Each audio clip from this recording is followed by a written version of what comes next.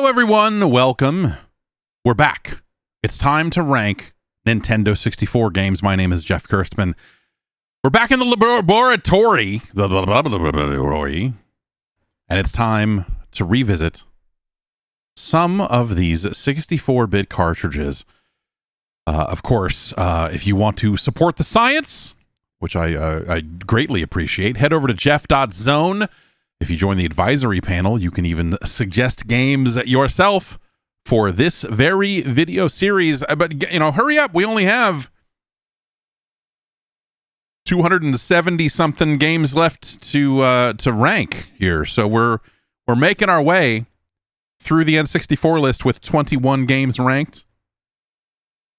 Star Fox 64 at the top of our list, and Asteroids Hyper 64 at the bottom. I've been thinking about Asteroids a little bit lately, you know, just its place at the bottom of the list, and, you know, like all of the stuff we've seen so far. I feel like there's already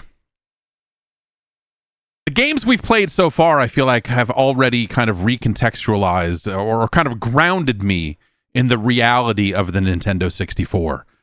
And what it was. Playing Bomberman last week, kind of just like, oh, right. Yeah, right. So many of these games are so terrible. And Bomberman is probably, well, I don't know. I don't know what to expect. Like, Bomberman seems like a game destined for the middle of the list. In some weird way, Asteroids Hyper 64 is like, the crime it commits is that it's a serious lack of ambition for you know, some of these other games. And I wonder, you know, will we see games that are truly worse than Asteroids Hyper 64? I have to imagine it was a very close conversation between Asteroids and Starshot Space Circus Fever, which is also a completely miserable video game.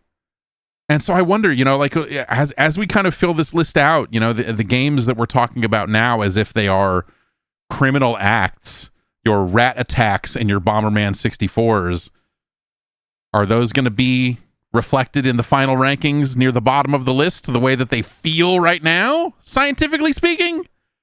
Or will these games end up, you know, somewhere in the middle?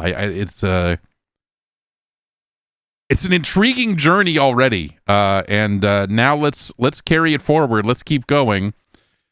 With this game, that is, I think, one of the handful of games that still gets talked about in the pantheon of N64 releases. There's a cluster of people that still yearn for this game in ways that I don't really know. I don't know that it deserves, but it's hard to say. That's why we're doing this, you know, revisiting these games and, you know, taking them on, meeting them in the middle, looking at them on their own merits, and so on and so forth as we look at every N64 game released here in North America. Let's get right down to it. Up first, James Bond. He's a spy, but everyone knows his name, and I don't really know how that really works from like a covert kind of espionage kind of thing. But well, I guess it's time to find out. Here we have GoldenEye 007. A game that took a character known for, you know, gadgetry and talking his way out of things and the occasional explosion and turned it into a shooter.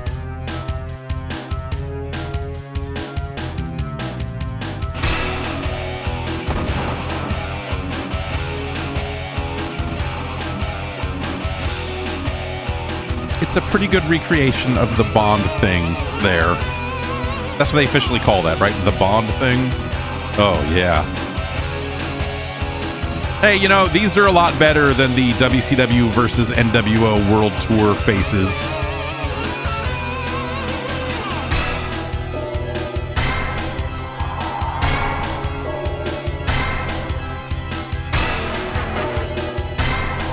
But still, oh my God, look at this fucking shit, dude. Oh man. And then we go right into a gameplay demo. Yeah. Okay.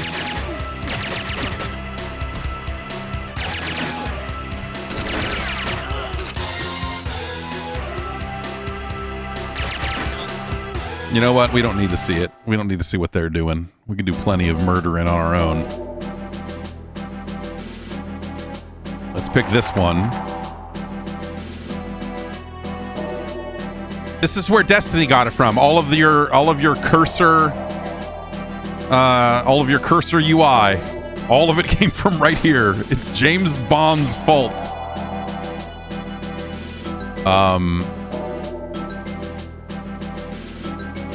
So if I remember right, that they layer on more objectives based on what difficulty you pick, and I don't know. It defaulted to this 00 agent, but I think isn't there one more difficulty beyond this that unlocks? It's been a very long time, and I feel like most of my time with this game in recent history has been checking out other versions of it or things that people have done to try to modernize it. Because again, there's a desperation from a certain cluster of people to like relive this game, but they don't want to relive this game. They're all trying to find ways. It is Metroid Prime syndrome in a major way, where there's a bunch of people that are like, no, we need to modernize the controls and fix this and do that. And like, well, I don't want to play it like that, but we need to play it, but we've done nothing like any of that other stuff. And so they're all trying to, you know, put it onto a different controller. Is there a way we can play GoldenEye with a mouse and a keyboard? Is there a way we can do, you know, and it's fascinating. The fans for this game that have very little desire to actually engage with the actual real thing. An Xbox 360 version of it leaked out not long ago, and I played some of that and was like, oh yeah, with a modern controller, like, yeah, you could play this. It was sort of like my feeling when they obviously they updated a lot of the controls when they reissued Metroid Prime, and I was like, yeah, okay, I get it. Like, I feel like I have a respect for this game now in a different way. Okay, neutralize all alarms and bungee jump from platform. I think we can do that. MI6 confirmed the existence of a secret chemical warfare facility at the Bielamore Dam, USSR. Heavily guarded location. Nerve gas. The world. Rumored extreme prejudice. Q had an idea about that. Like they've written a bunch of movie style dialogue almost. So like, oh, Q had an idea about that. And then you get to this. Information concerning shipping and contacts stored on a computer system. With this covert modem connected to their satellite link, we can intercept the data when a backup is carried out. As for getting down the dam, use the bungee rope at the bottom of the jump. Use the gun. Simple. It's funny to read like this, again, like it's written as dialogue, but it's presented in this manila folder. Okay, how does this game even control? It's a game that has become hard to emulate over the years because people keep trying to do it without using an N64 controller and, you know, without modifying the game itself. It never really felt like there were too many great ways to do that.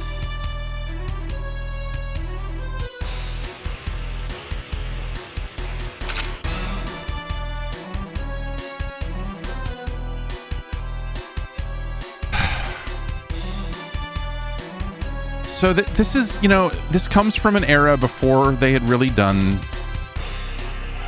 stuff, you know, like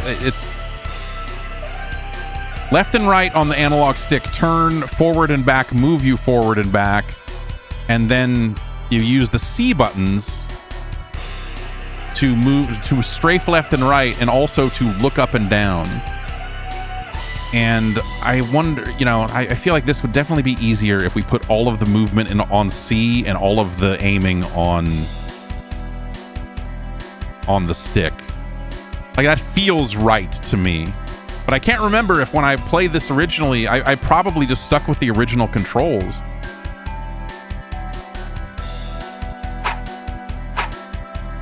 Okay, Z attacks, yep. And I assume B reloads, right? Well, okay. How do I cycle? Oh, yeah, right. So A cycles weapons. B probably reloads. What do you think this smudge in the distance is? Do you think it's a guy? Should we find out? It's hard to tell.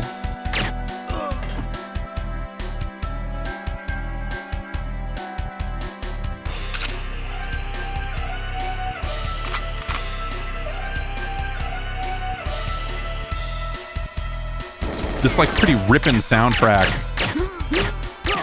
very active for, you know, well, I guess it's no longer a stealth mission. That guy was shooting at me. Okay, now we're up here.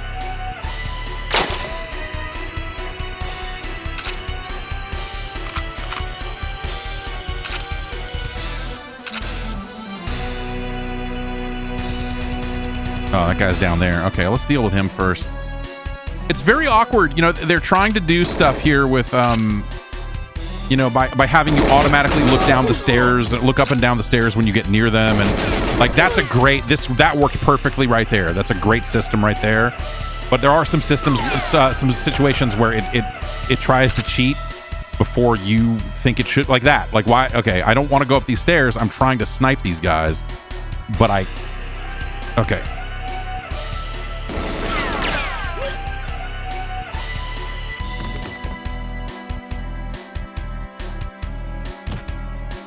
Oddly familiar. Something about that.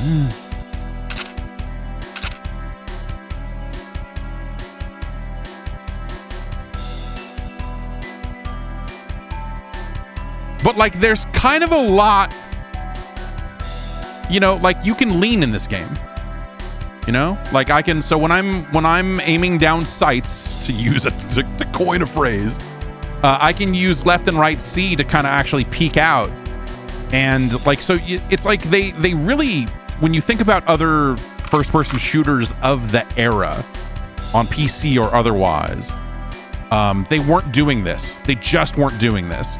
A lot of people hone in on the location-specific damage. It's like, oh, you shot that guy in the head or the leg or whatever, as like a, and it is that is a big deal for its day.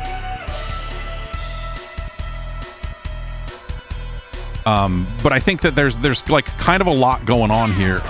All these guys are active, huh?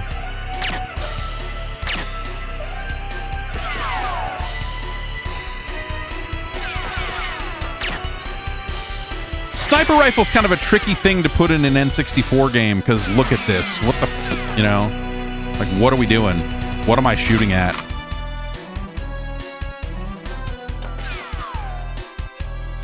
Serpentine, James.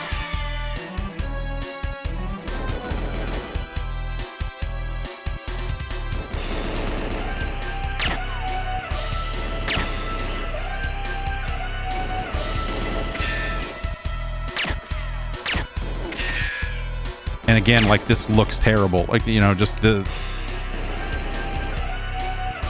heads are just hard to make out, you know, at this range, at this fidelity, everything, you know, like that's, you can do it.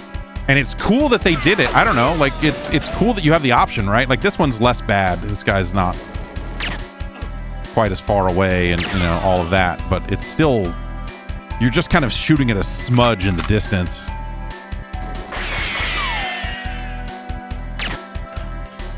But I'll say this about the fidelity. In modern games, the fidelity is so good that you don't need sniper rifles at most ranges, because the assault rifles are good enough to just get headshots over and over and over again.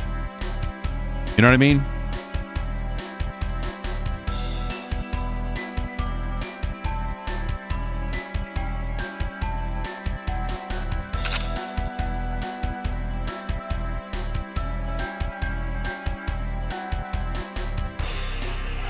Do I want to get in here? I mean,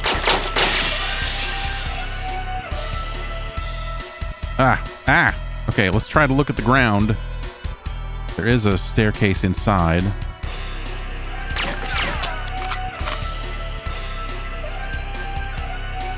Okay, can I please look at the ground?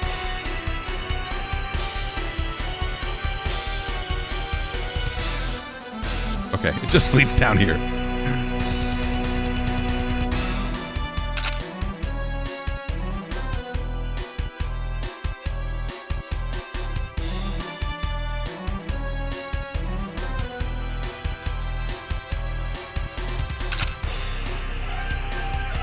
Okay, so there's nothing. We just gotta hit this button and follow the truck, right? It's even this first level, which is kind of the only level that I've seen in a very long time. I don't really have like a very like faithful memory of it, I guess I would say.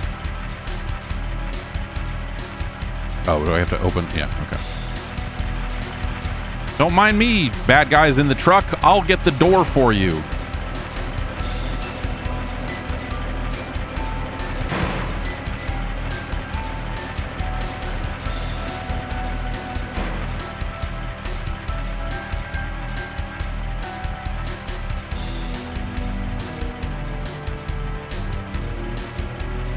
I'm running up on you. I'm not going to warn you when I'm running up on you. There you go. Yeah, what do you think of that?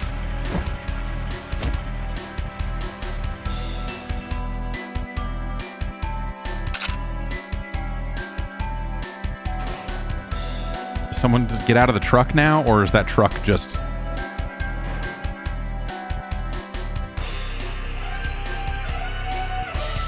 I feel like I'm being overly cautious.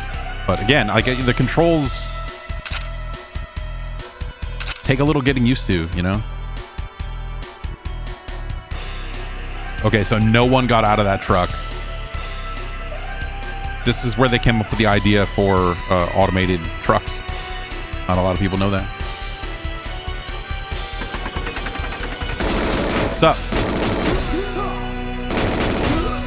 But like really good pop, pop, pop, pop, pop, you know, on the shooting for its time too. It's like this in Virtua Cop.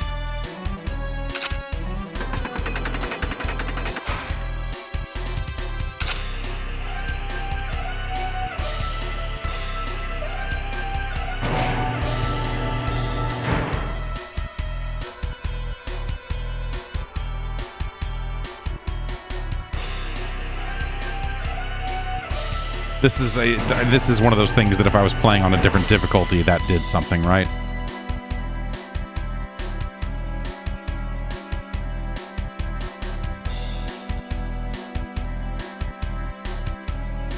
Well, that's, you run into that a little bit too, of like, I'm trying to inch up and aim at this thing, and then I get to the screen limit and it starts looking up and messes up my aim all over again. Like it's... Some of that aim stuff is not awesome. I don't know.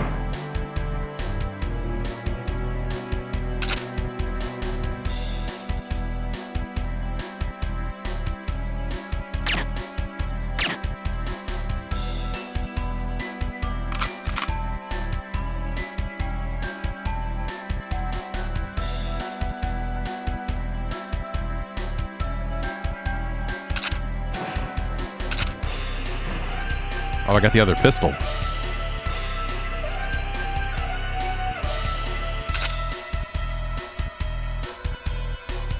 So what was I supposed to do? What time is it?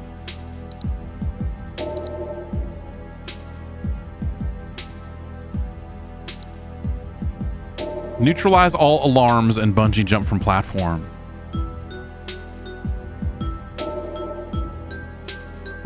Those are bells, right?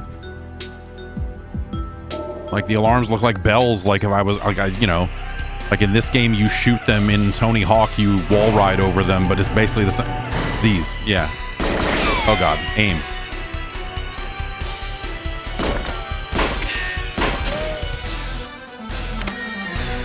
Oh. Turns out, Well, I turned that one on for a minute and then turned it off. Does that count as neutralizing it?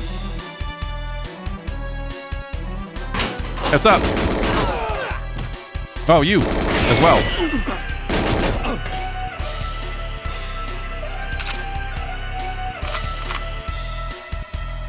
Keep dying. Die slower.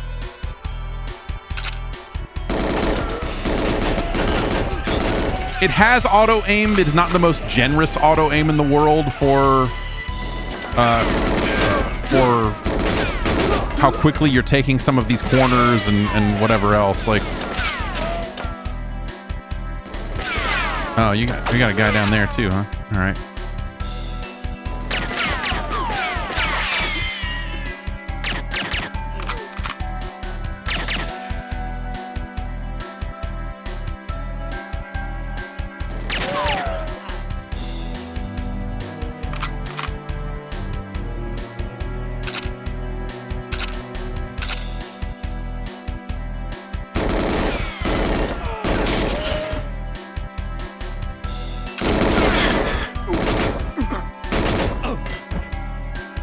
Like, the hits are satisfying. Like, there's a pat, pat, pat, pat, pat to it that,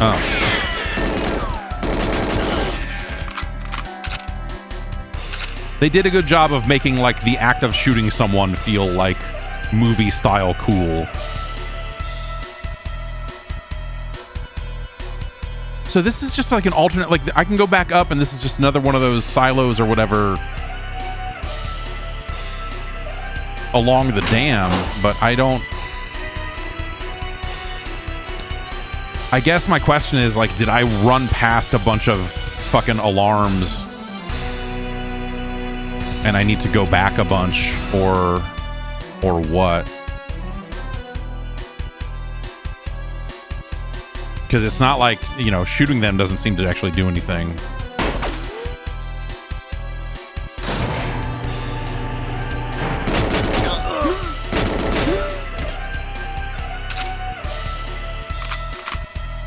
That would have been something like, you know, if we're looking for stuff to talk about here, they definitely could have, like, in the mission briefing, been like, here's what the fucking alarms look like.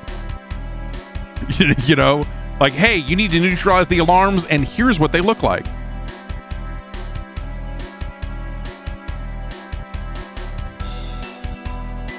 It wasn't that computer thing, though, on the wall, though, right? That is that.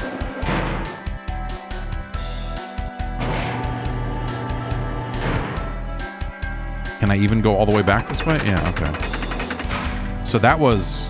God, was that all the way on the other side of the truck door? I don't know if I can go back that far. So it can't be all the way back here. Oh, I guess I can reopen these.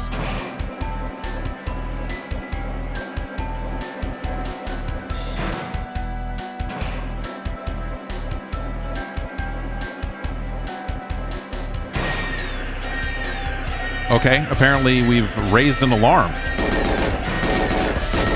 Which is good, because we have to neutralize them, so this will help.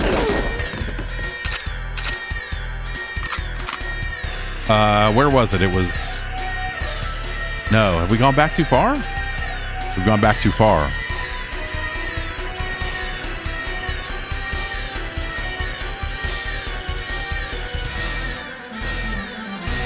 Well, shit.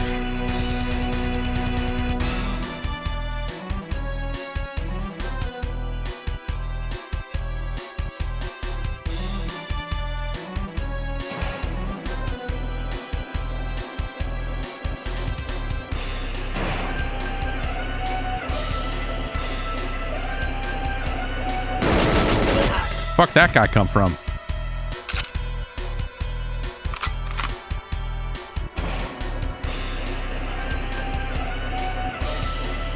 Great texture work. Also, the view bob here is really weird. I feel like I'm drunk. Like, it feels like he's leaning over to the side. Like, just, yeah, weird. Weird. Okay, it was in here, right? It was over... I went through this way and then turned around. This doesn't open down here, right? Even though it looks like a roll-up door. It was here. This is where that computer thing was. Do I shoot this? Nope. B button does nothing on this.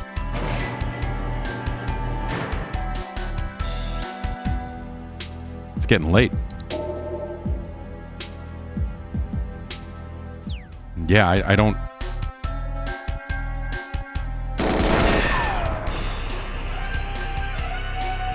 It just needs more bullets, huh? One bullet should do the job in those situations. You shoot this computer with a gun. You didn't shoot the computer enough. Okay, so that's the satellite uplink thing that we didn't even have to do on this difficulty. And so, but since that blew up with that many shots, I assume that I just need to put more fucking bullets into these alarms and it will not be a problem, right? Like I just need to shoot this a bunch. Yeah, dude, that's... Well, I guess, like, we know that now, but that's kind of dumb.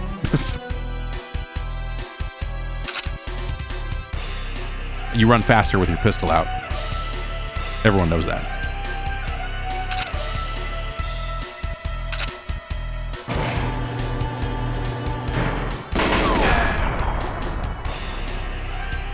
Okay, is there just one alarm per...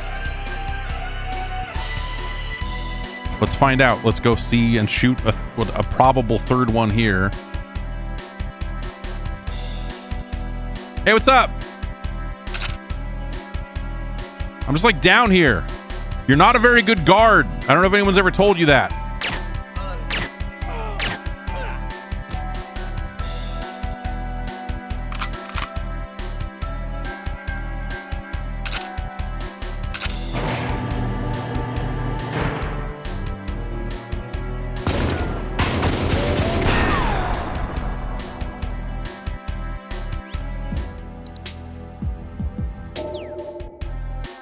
Okay, we keep looking.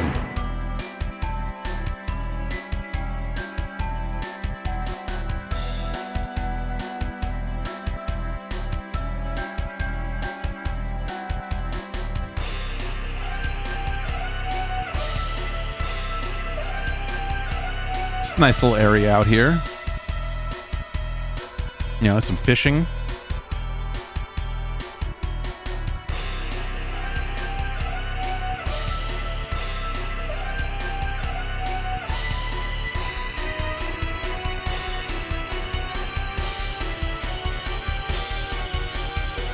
Classic 90s shooter ladder climbing.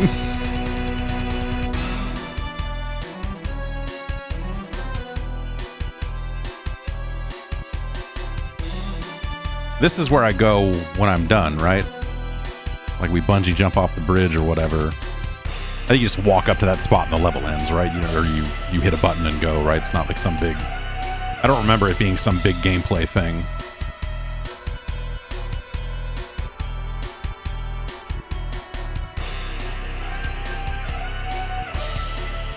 This is spy shit right here. Murdering everyone and then wandering around an empty area looking for bells to shoot. Can I...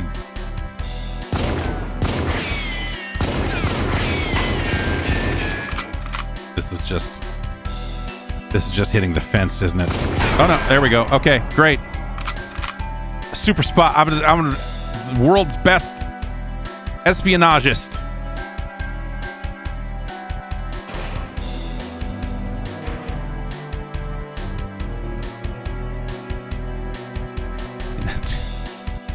It's funny, man. In a lot of ways, I think this still looks fine, and then there's just stuff about the draw distance and stuff that I just don't remember it being quite like this. And the zoom up, you know, I think this is something that emulation and you know, other kind of remakes and just the way this game's been treated over the years, it isn't until you get this goddamn controller back in your hand and just see how grimy some of these things look.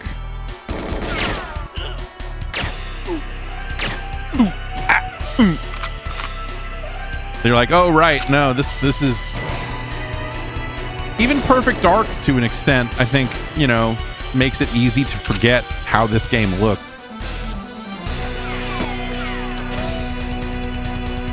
Where? Who's shooting?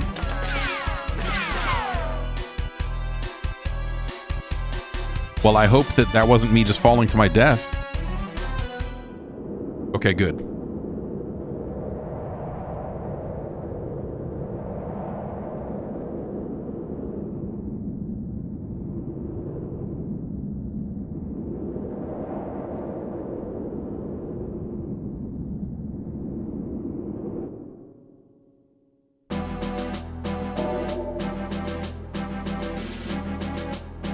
Didn't really look much like bungee jumping to me. It looked more like that dude just jumped off a dam, but okay. Whatever you say, video game.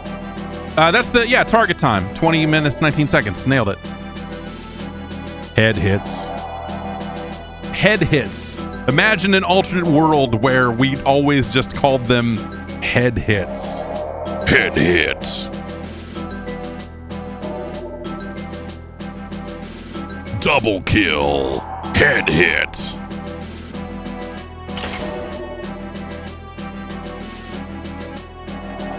Gain entry to laboratory area.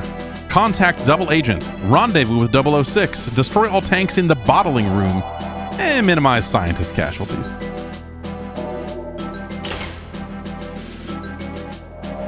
Place demolition charges on the tanks.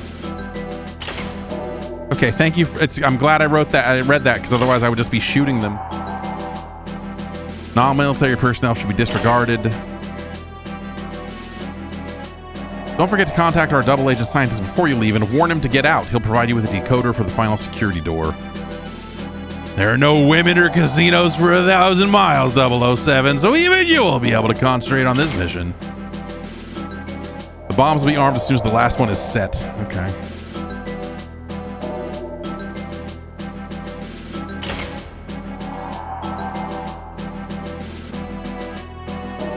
You know, say what you will about the action-based nature of this video game. At least they wrote some character stuff here that, like, attempts to fill in some of the blanks about who James Bond is, you know? I do think that, like, the mission design of this game is very much one note and very blunt compared to what James Bond is. You know, like the concession they give you is like, well, the watch has a laser and sometimes it's a gadget, and you know, like there's little bits and pieces like that, but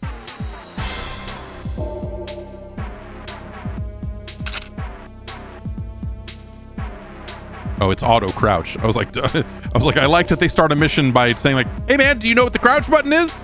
Better find out. Like, oh.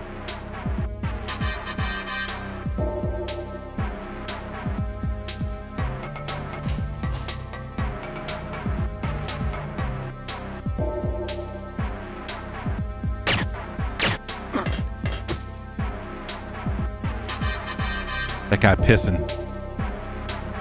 Not no more though.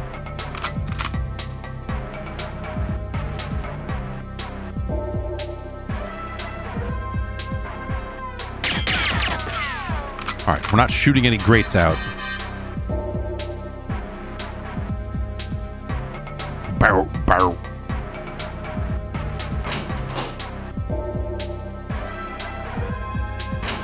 Is this one taken? Oh wait, fuck. Who's doing that? What? How did... Oh, that's not what I wanted to do.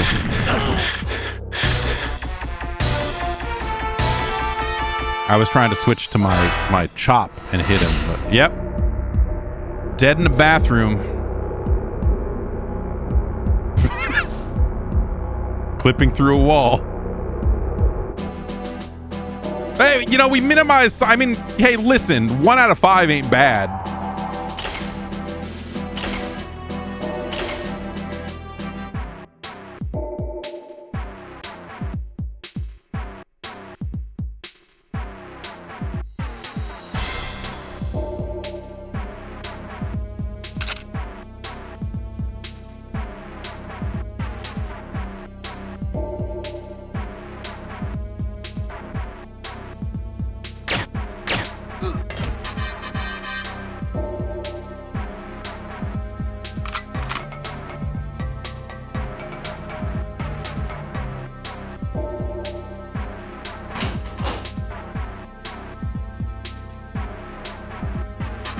Where did that guy come from last time? Did I just not kill the guy the last time? Or I don't... Oh, he's right here. Ah, combat! He was just standing at the fucking urinal, ready for action, dude. These are the best trained fucking troops in the history of fucking warfare. Did you see that shit? That guy was pissing with his gun, ready to fucking rip.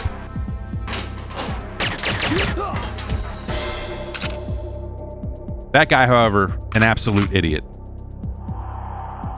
Can't close. Okay, no, I was gonna say, can we not close the doors?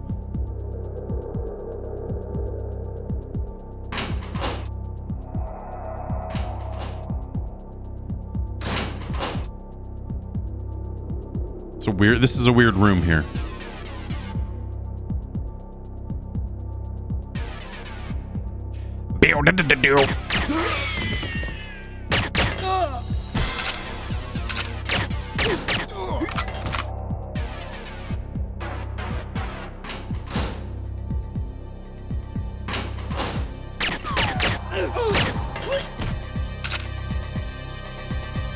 Read the employee guidebook here. Okay, what are we trying to accomplish here? I guess, you know, we don't really know how. I guess we'll see what we see when we see it, you know? Okay. The exit signs lead this way. Is this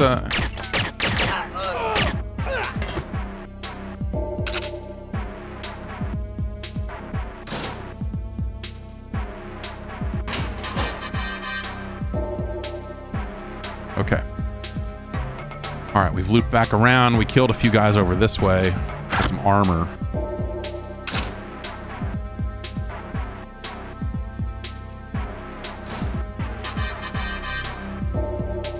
This music does rip. You know what? Sciencing shit.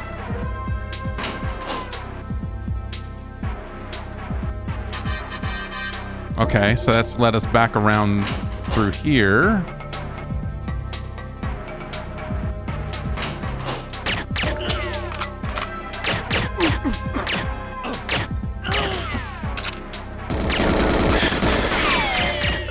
When the auto aim's good, it's very good. Oh, hey.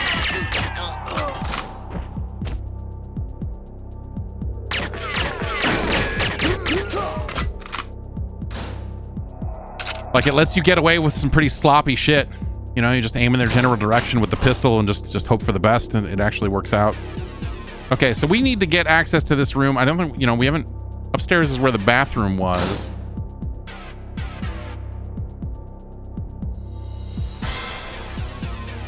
Right? But is that... Okay, so we came out this way.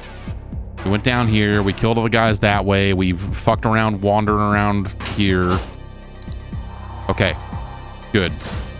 I was like, surely, you know, one of these guys must have dropped a key card because I think we're out of options for door stuff.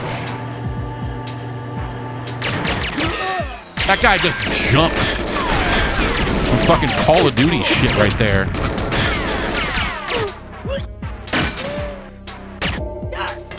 All right, fine. I'll use a different gun.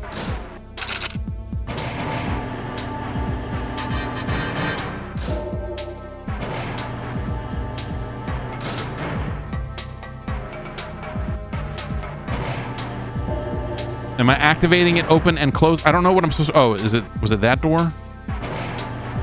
Yeah, okay.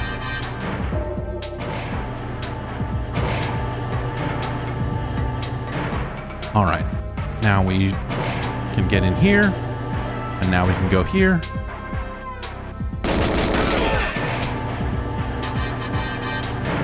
Yeah?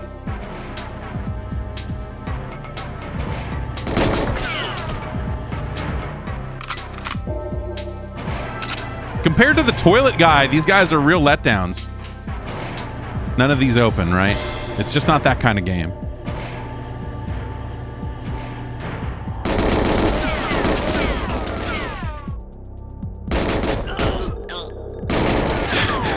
Oh.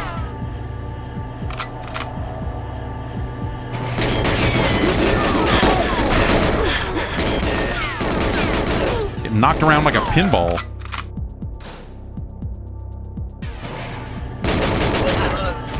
this locker's smoking over here.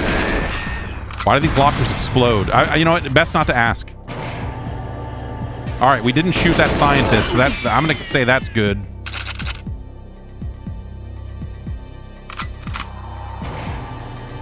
Let's keep it moving.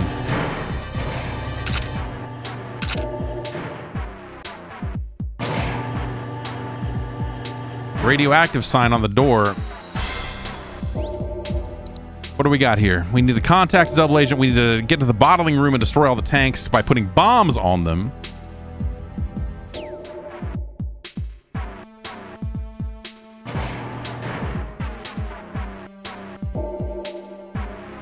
Help, computer.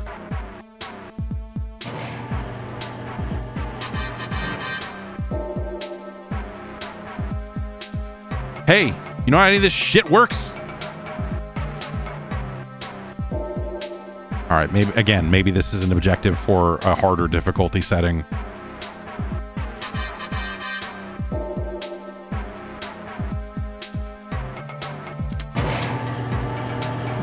That's maybe kind of one of the other weird design things about this game. Like, it's actually like really neat that they did that this way, right? They're like, hey, you know, if you choose easier settings, there's going to be things you don't need to do. But like all that shit's still in the level, and so you find these things in the level that are seemingly there for no reason. Hi.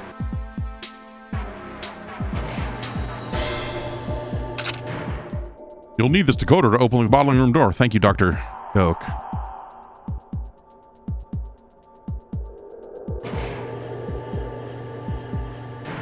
Hi. I'm stuck behind you, please. Okay, so that means we haven't really been to the bottling room yet.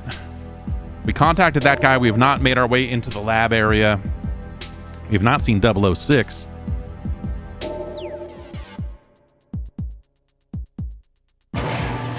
Wait, no, we went backwards. Later, dude.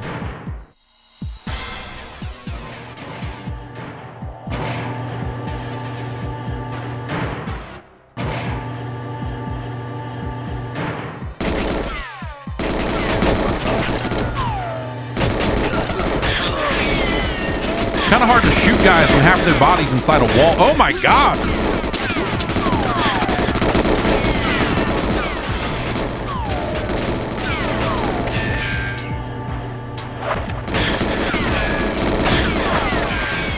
Oh, it'd be cool if I knew how to set those off, huh? There. Nope. Not far enough away? Okay. Okay.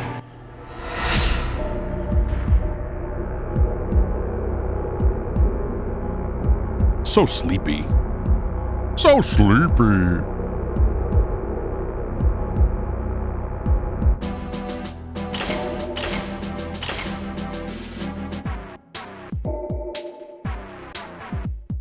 Bow, bow.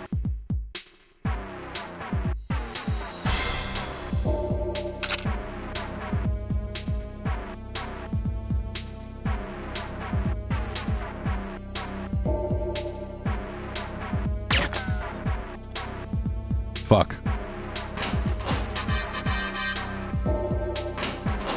I mean, ultimately, who cares?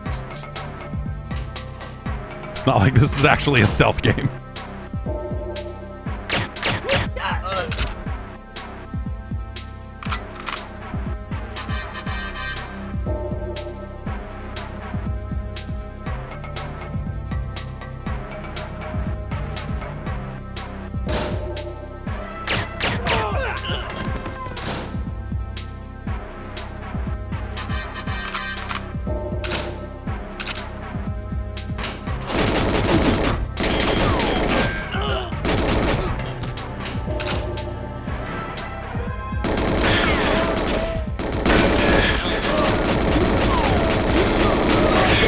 A lot of guys in this bathroom.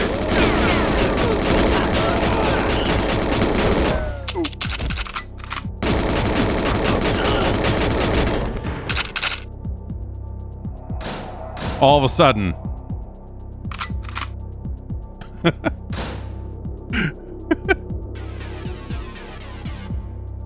It's said to meet at 10:30. It said we all need to meet in this bathroom at 10:30. And put your leg under the stall to let people know. The cruisiest bathroom in this entire facility, man.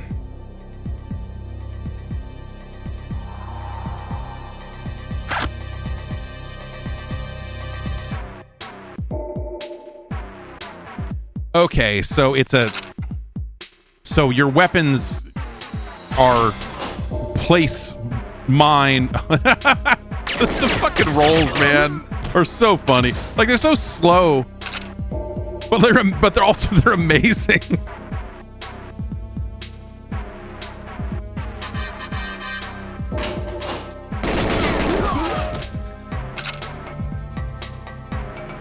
This is where I got the key. Okay, I'm gonna say.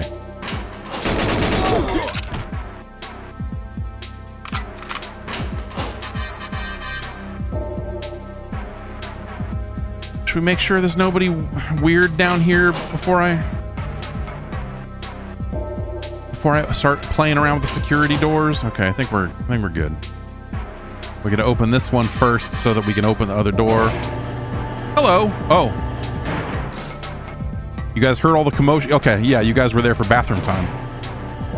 I guess that's a good, easy way to clear out this entire area, right? Is just make some noise in the bathroom and everybody comes running. Are these guys even here? Okay, yeah, these guys are still here.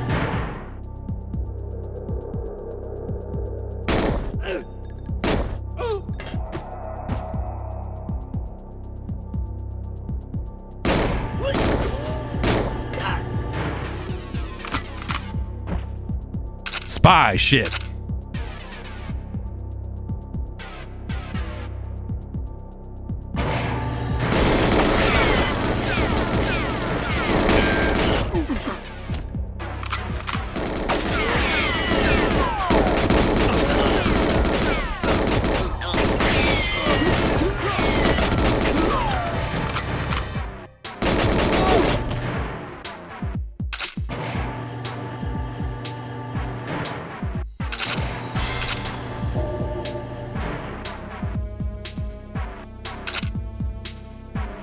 Okay, so there's nothing in here, as far as I know. But here is where we met the double agent and told him he should go.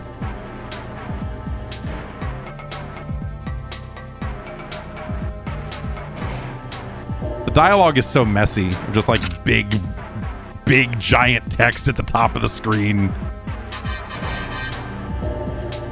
But, you know, like, again, I think, you know, when you think about where shooters were at, generally speaking, I mean, especially on the N64, like, the idea that it was built to handle any kind of layer of meaningful dialogue at all is pretty fucking interesting.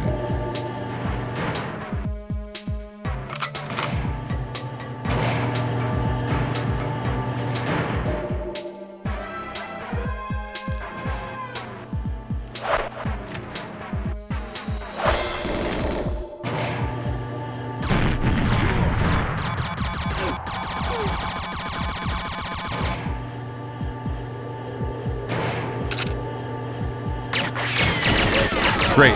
Good to see that,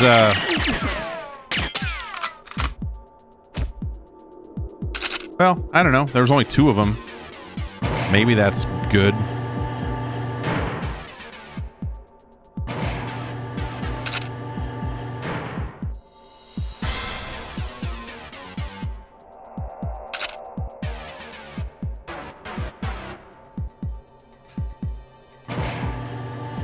So we've got like a route around, and then we've got this middle door.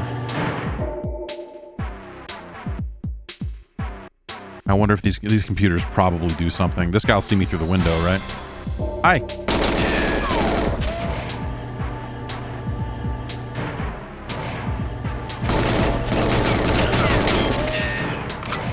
All right, we hit 2 computers, and it said something about 2 different security doors, so let's assume that that's good.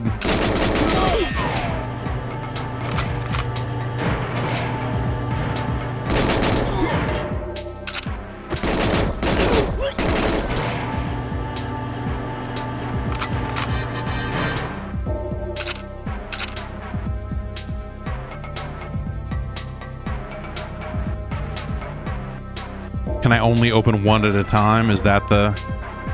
This was the last one I pushed, so this one should still be open. It's timed. It's probably timed.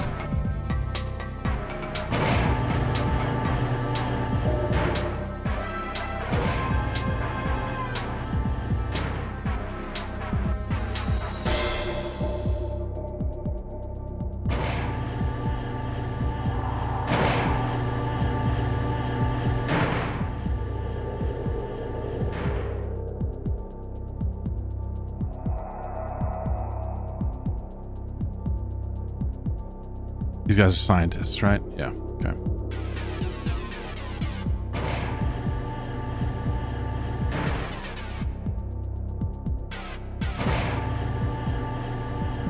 I hate computers.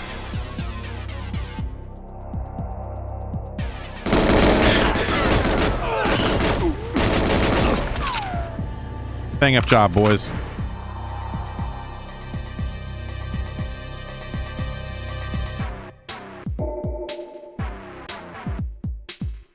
Okay.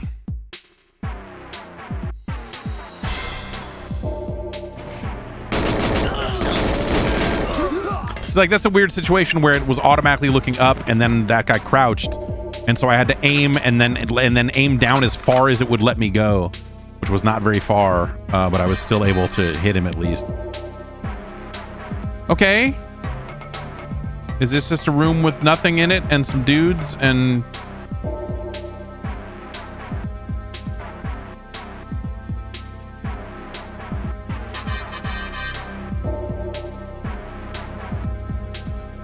I still have not accessed the lab,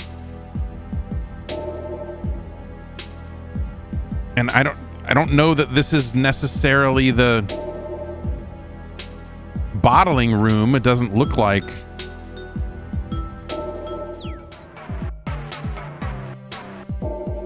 All right.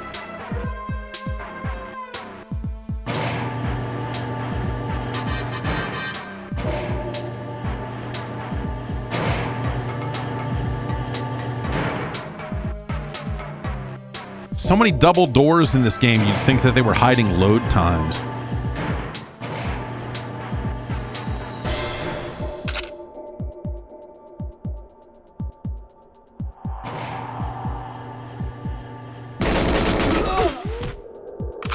Guarding these boxes, boss.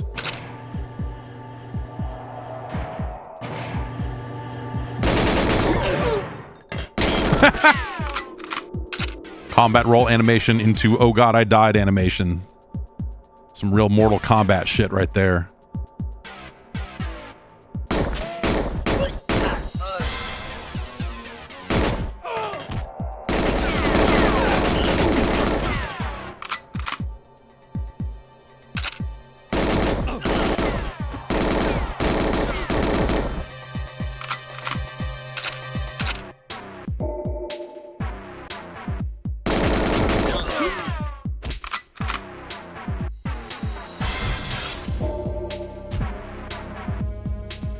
Hi.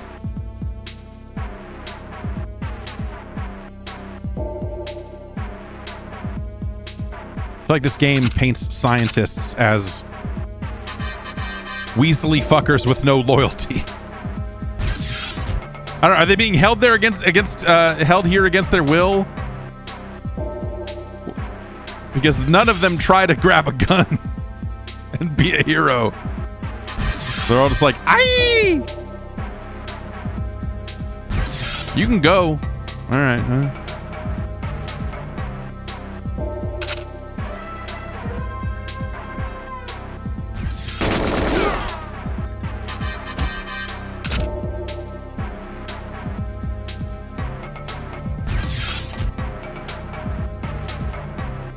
Those look like some bottles from some sort of bottling area over there. But we still... Okay, so we're supposed to meet 006 in the bottling room, right? I thought... Okay, so we've done Objective A. We've gained entry to the lab.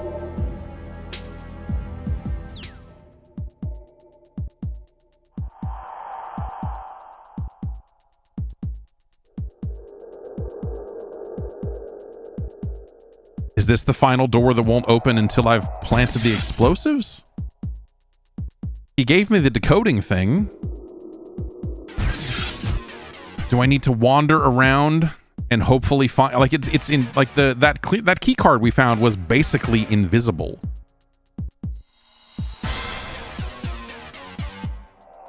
Is the decoder a gadget? Do I have to?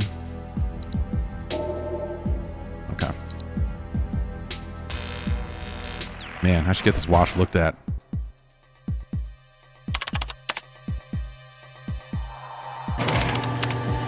Gadgets. Frickin' James Bond.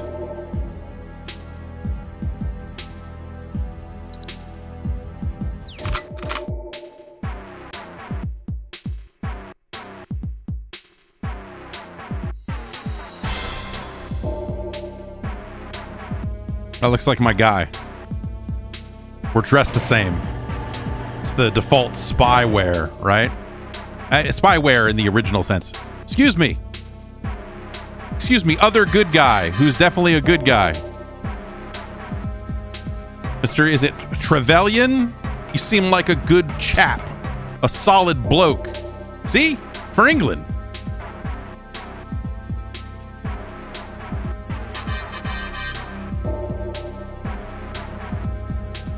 It's funny, I don't remember any of this dialogue stuff. I don't remember any of this dialogue stuff from, you know, over the years. Like, okay.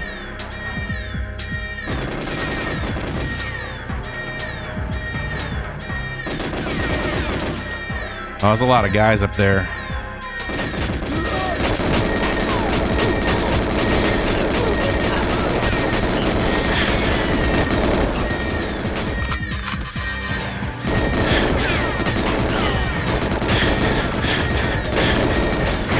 A lot of fucking dudes, man. The frame rate is good.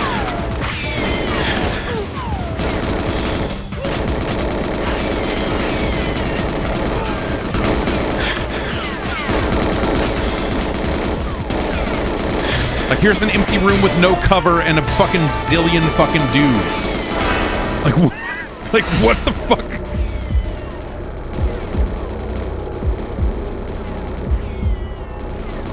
What the fuck was that, dude?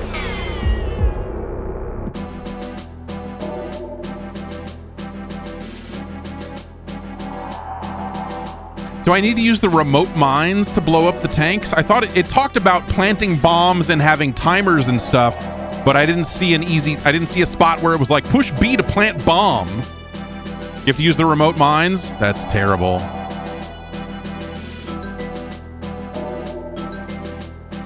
You know, again, I feel like if they had made this game, well, they would not have made this game without making this game, but like there's an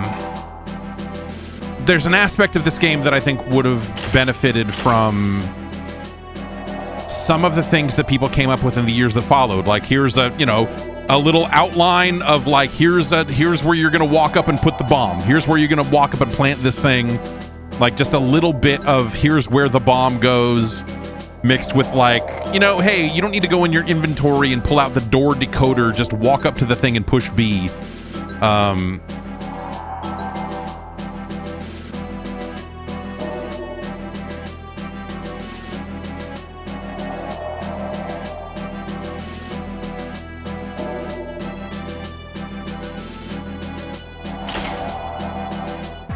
All right, one more try here. You know, the lack of checkpoints, I think, is a real choice also. Like, none of these missions are that long, so it's maybe that doesn't really matter, but I think it is kind of another thing that if you were making this game a couple of years later or whatever, or not on an N64 or what have you, like, that's maybe something you would have done a little differently.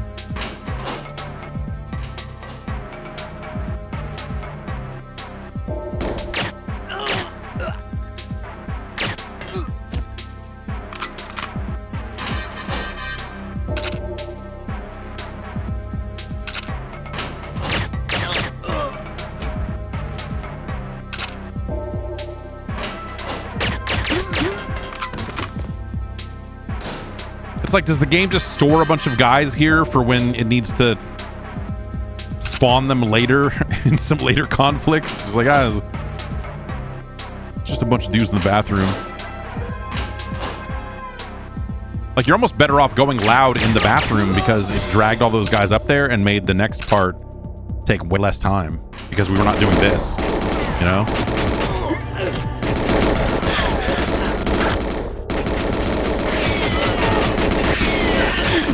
We don't even need the fucking key card because these guys open that door. Except that we needed to get in the other door, but you know what I mean. Like, yeah, this is going way worse.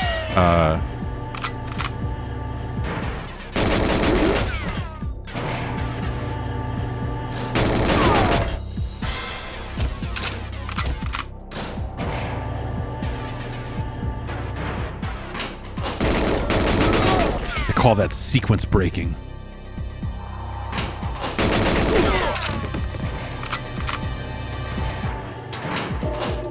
I remember there being health pickups in this game, but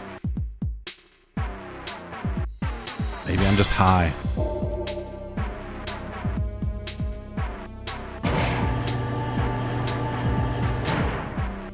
Oh, that door ain't open no more. Okay. Just a gun in here. I must have killed a guy while that door was open. Wait. Why did that door just shut? No reason. Let me square up directly on the computer. There we go. You know, my early concerns about the controls are relatively unfounded. You get used to it. Some of the look up and down stuff, however, is in the heat of the moment, the controls kind of expose a little bit of their ancientness.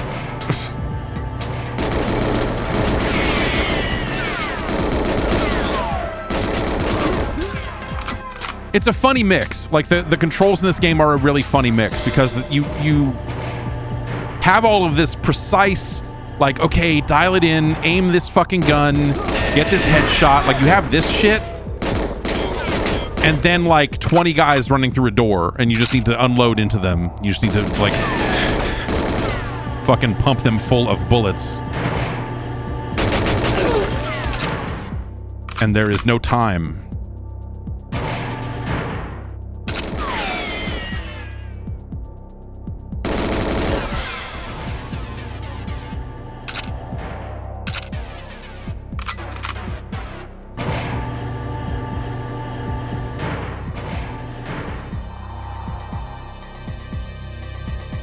Our dude's not up here.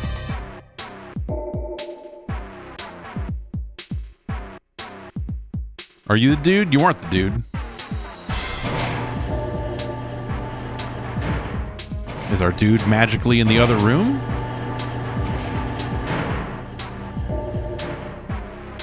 You're not the dude.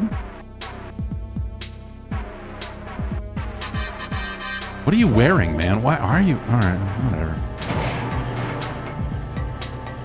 Okay.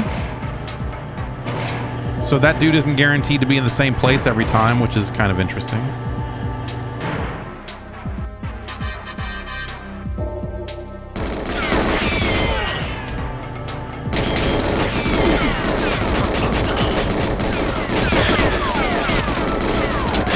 You get knocked around a little bit by the bullets, which is kind of neat.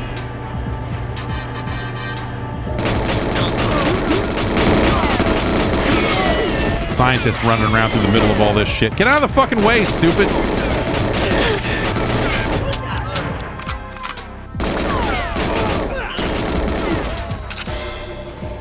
Okay, apparently there was a key card and all that mess. That took care of the guy over there. No guys over here. I guess I was gonna just go to the left, but I guess we haven't found our dude yet. So maybe, could he be in this room that didn't make any sense last time?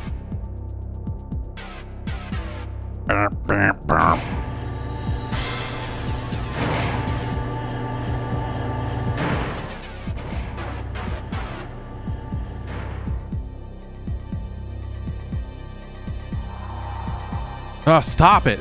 There's something, the way it tries to cheat up and down when it thinks you're near stairs and you're going to go on them or whatever is actually a little sickening.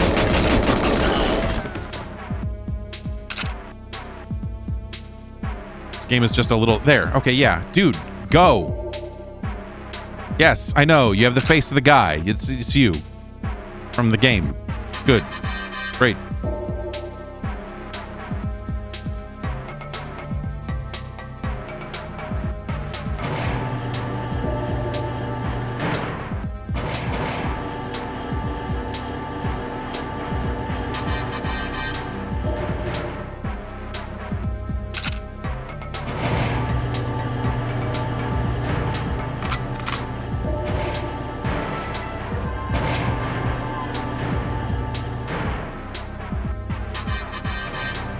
Okay.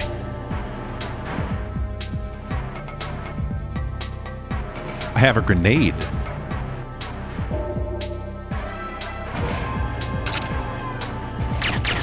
And there's 2 guys here this time.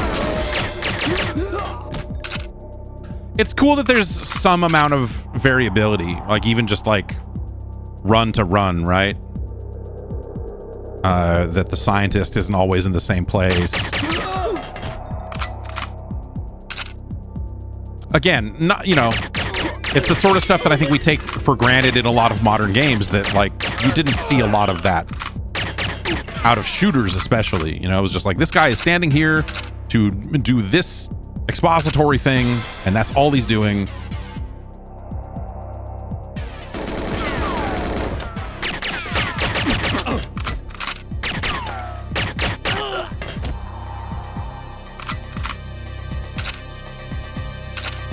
Okay, we have a lot of bullets. I guess, should I...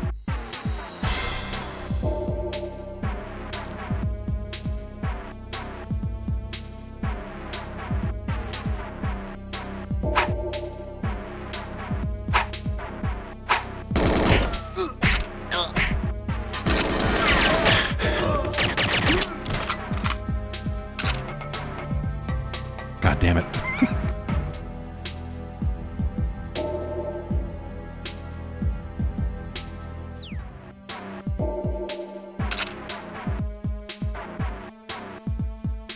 Okay, there was nothing of value in here. Could use some body armor right about now. This would be a good place for it, to be honest. But I guess I'm not supposed to do this fight, right? I'm supposed to... So what is the play here? I mean, I just walk in, start planting the bombs while he's delivering his dumb fucking lines. And then do I just run away? Because it seems like that's a fight you're not supposed to fight. Okay, do I need to pick the gadget from the... Okay, we'll go over here. There's that. We'll shoot the door decoder at the door.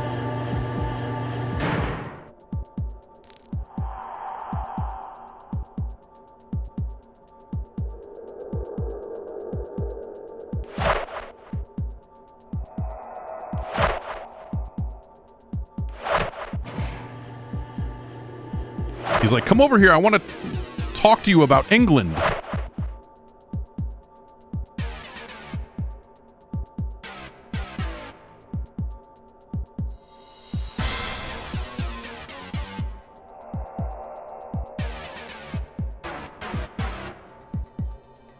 Yeah, man. I'm glad too.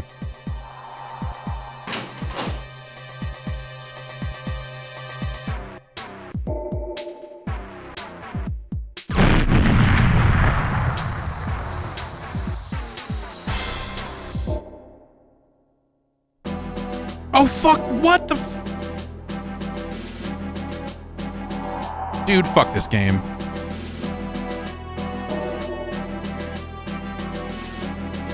I like that the end of the level is like, just you stepped over on this fucking door. And I was not able to just like walk back. This is...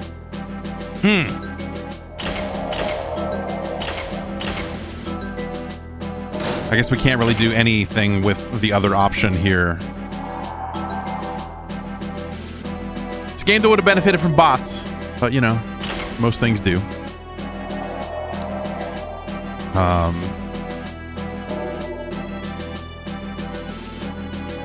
That's GoldenEye.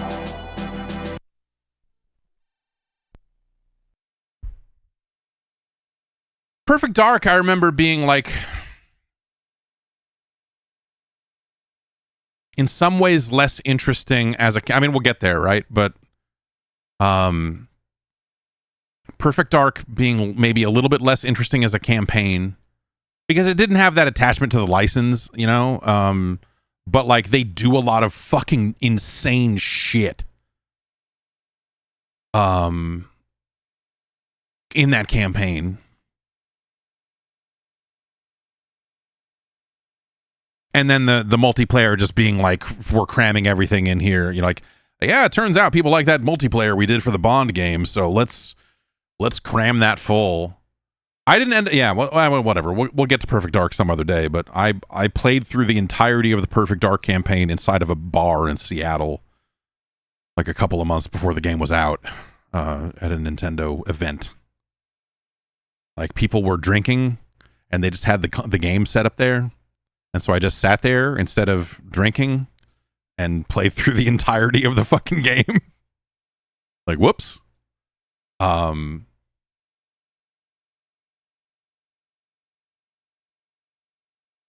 GoldenEye is a product of its time. Everything is, right? But, you know, especially on the N64. But like, you know, it's a really interesting mix of, there are things that it did that especially in the context of N64 games,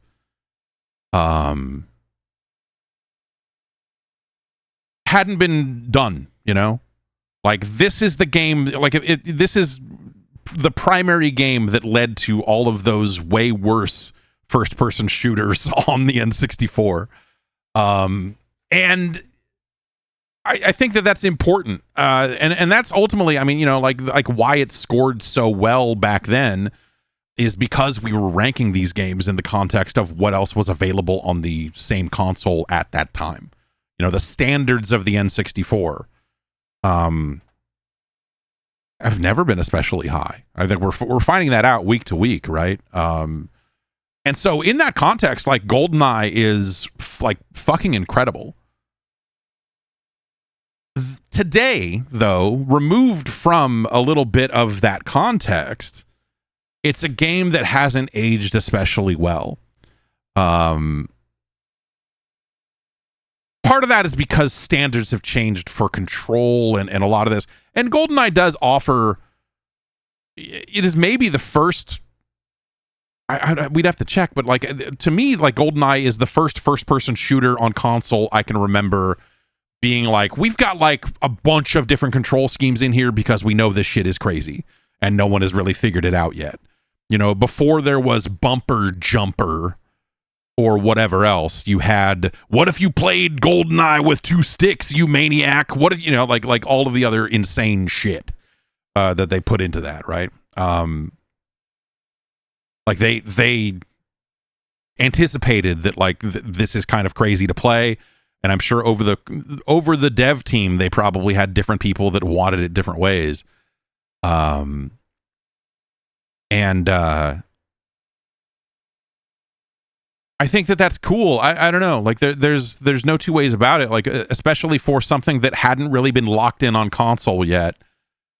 You know, first-person shooting controls were really starting to solidify on PC. You know, around this time in kind of the years following. By the time we get to like Quake 2 on PC, I think that a lot of the WASD stuff really starts getting locked in. Even Quake 1 to a certain extent, but like, you know, we weren't there yet on any platform, let alone the N64. And so for them to put in all those different all of those different control schemes is really smart of them to do. I love the idea of this campaign. And I think that's something else that is makes the game a little bit harder to go back to, because I think games are smarter about how they convey information to the player. The tanks in that bottling room, I think, are a perfect example of, like, in any kind of modern shooter, and by modern I mean like 2 years after this or whatever, on PC certainly, there would have just been a glowing picture of a bomb on one of those tanks. You would walk up and push B, and then that would trigger the cutscene. The guys would run in, and like that you would. That's just how that would go. Yeah, Call of Duty 1 did this exactly, and yeah, maybe that's yes. So Space Jaw says smarter but more boring. I don't think there's extreme excitement to be derived from how you place the bombs on those tanks, right? Like, that's not. You could lose that, and the game doesn't get worse as a result, you know? And so I think there's a number of things across the game that sort of fall into that trap. And some of it is because, you know, we hadn't standardized fast ways to change weapons, especially on a console like that. You know, again, a game with a weapon wheel.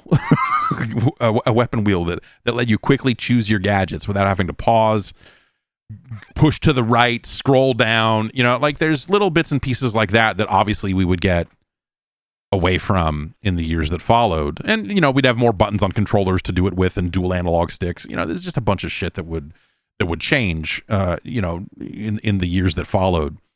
But as far as like right here, this point in time when GoldenEye was released, this was not a 98 game. This was like 97 or something, right? Yeah, July 97. So like for a game that is out in like basically the first year of the N64's life, this is, and the review says, the pull quote for the review, GoldenEye is the type of game N64 owners have been waiting for since they finished Mario 64. That was said by GameSpot reviewer Jeff Gerstmann, who gave the game a 9.8. And he's right. Like, in the context of all of that sort of stuff, the N64 had Mario 64 and then a bunch of dog shit. And then GoldenEye is kind of like the next big landmark moment.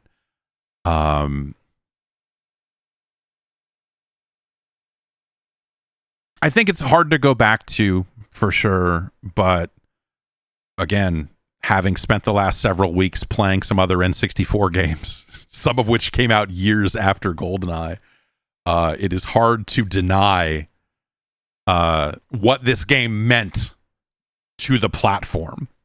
I mean, that's, you know, and obviously you get into multiplayer and you know, the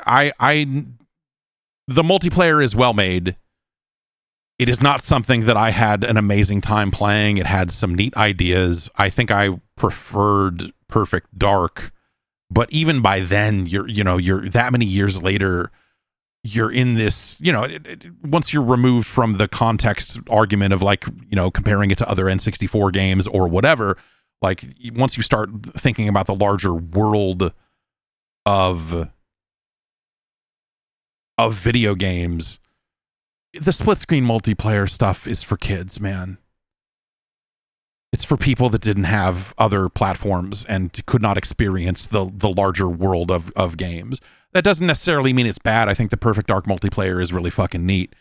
But like, this is a game that if you were a child when these games came out, it probably changed your life because it was the first time you saw anything like this.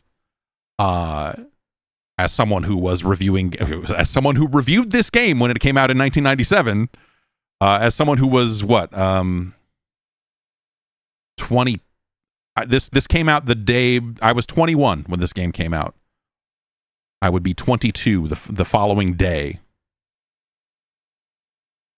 Or I guess, like, is that the day that the review was posted, or is that it says July 31st, 1997. And so that is literally the day before my birthday. Anyway. You know, it's a very different context. But that's not, again, the science is not here to determine should you play GoldenEye in 2026 compared to every other video game that's come out. We are looking to compare it to Nintendo 64 games. And so let's conduct the science. Is GoldenEye 007 better or worse than Asteroids Hyper 64? Sure. The music is good. I think Starshot Space Circus Fever is maybe not as good of a game as GoldenEye.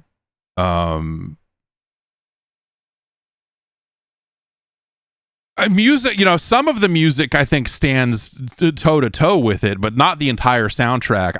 That's maybe the other thing, just to touch on it here. The music in GoldenEye is really fucking great. Like in the context of the N64 and all that other stuff, like they have like fun instrumentation.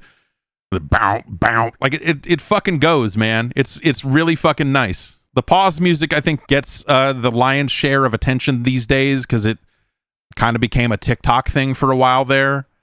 And I think it still is. I'm sure on some parts of TikTok, people are probably still making videos with the GoldenEye pause music.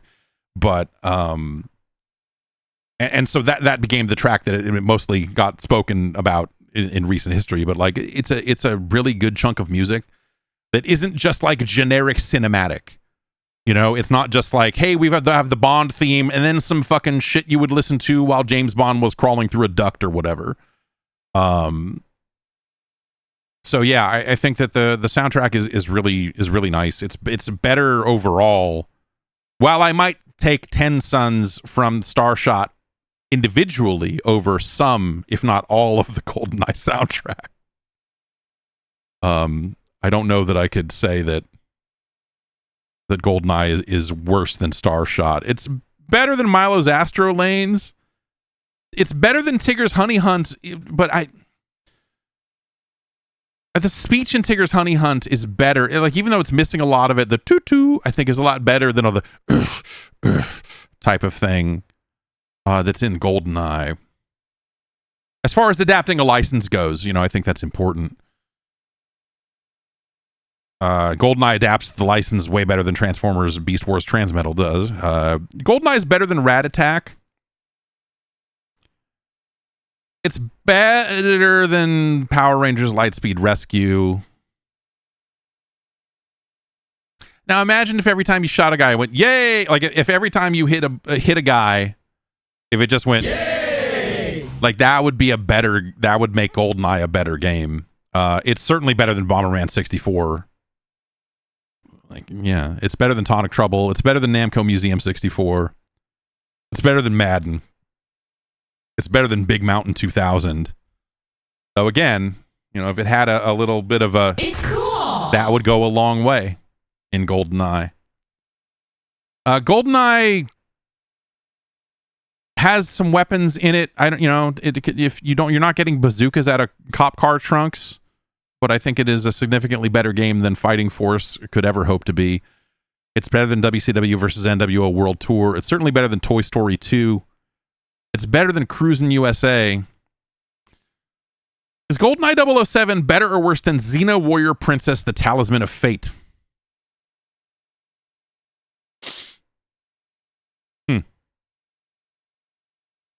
As far as licenses go, I think the character models in Xena do a pretty good job of representing the real life actors. Maybe a little bit better than GoldenEye does. Maybe a little bit better than GoldenEye, the models in that game. Depending, some of the models in GoldenEye are perfect and some of them are kind of crazy, there's a really good Sean Bean, there's a really good, your Pierce Brosnan is looking mostly solid. Pretty good Alan Cumming. If I had to, Xena versus Xenia, I'm taking Xenia every time. She kills people with her thighs. Not in this game, because the game doesn't do a good job of representing. Like, that's maybe the other thing is like, hey, They just made a first person shooter and tried to cram some gadgets and some other stuff into it. Like in some ways, not to derail this conversation too much, but I think the success of GoldenEye is ultimately poisonous to the Bond franchise. I think it ruined what James Bond is for a generation of children. And I think that there is... They leaned too hard on just making a fucking action game. It's why Everything or Nothing is a better Bond game than this game could ever hope to be. Because Everything or Nothing kind of tries to reestablish it as like, okay, no, like James Bond doesn't just walk around and shoot people. Like, what the fuck? So James Bond in video games has been poisoned by GoldenEye as well, because everyone just kept trying to make fucking shooters. Like, here's Nightfire, here's this, here's that, and like different degrees of success with some of that stuff, but like they ultimately fail because they just said, well, people like GoldenEye, so we need to make one of those. So here's fucking Rogue Agent, all this other fucking horse shit that they did over the years that in some cases were fine in their own right. But like at some point, you're just not making a James Bond thing anymore. You know? And that was always very dumb to me, especially because all of the developers, Activision had the license for a while. Obviously, EA had it for a while. And you just saw this like embarrassing rush to try to make a bunch of shitty first-person shooters because some guy in a suit somewhere was like, well, kids love that goddamn GoldenEye. Give me one of those. And I think there's just a lot of fucking bad shit that came out as a result of that. I think that's really unfortunate. It's nice, it's one of the nice things about the current Bond game that came out this year. Like First Light is really good about that, in terms of just like balancing some of that action out a bit.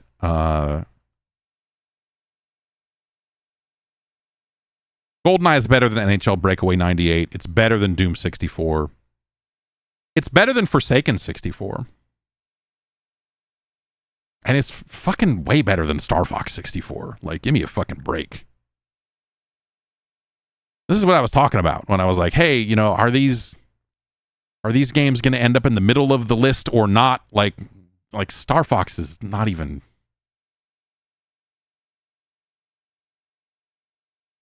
Like, Star Fox is like half the game that GoldenEye is. That doesn't mean it won't be like top 5 by the time we're done. Because like that's kind of the crazy thing is like as we dig through the N64 library, there is a sort of like, man, a lot of these games are really fucking crazy. Like Star Fox 64 is almost certainly one of the better games on the platform, but so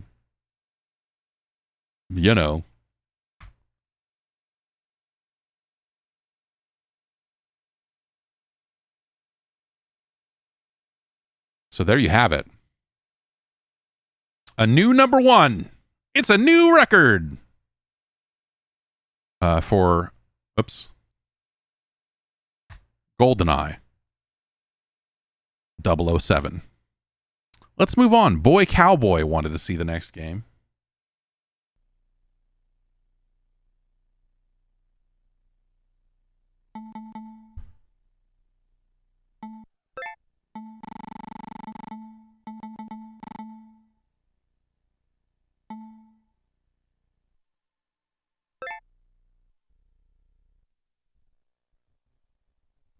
Midway eventually reached a point where they wanted to revisit some of the licenses of classic arcade games that they held. Midway acquired the rights to Atari's lineup, and so Paperboy eventually became a Midway game. And they released a new Paperboy game for, I believe it was PlayStation and N64. I don't think there was a Dreamcast version of this.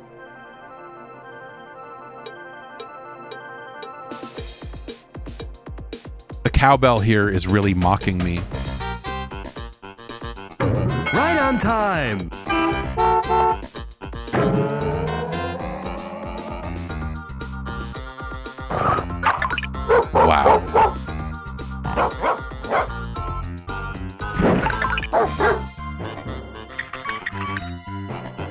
Paperboy is a classic arcade game with a classic song in it. This new version of it they've got on this title screen here is a ugly version of that song. Like, they fail to realize that the driving force behind this song is the fucking, like, bass sound.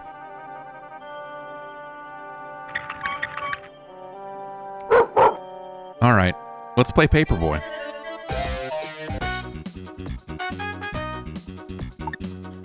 This is like Milo's Astrolane's level of, like, look at this bullshit. Like, art style wise. Like, this is that fucking, like, late 90s retro feel. This is that late 90s, somehow 50s-ish Jetsons looking fucking horse shit.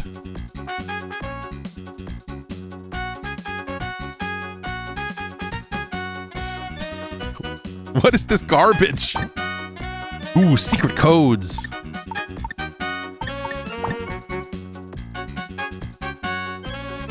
Jump, look, zoom. We've got a throw left and a throw right. So there was a console, there was a home-only sequel to Paperboy called Paperboy 2 that came out for the Genesis. And it had the notion of what if you could throw both ways. Which I thought that game was okay. I bet it's still somehow better than this one, though.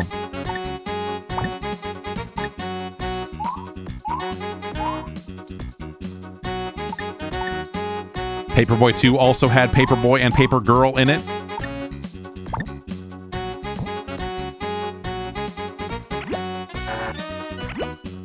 Get 5.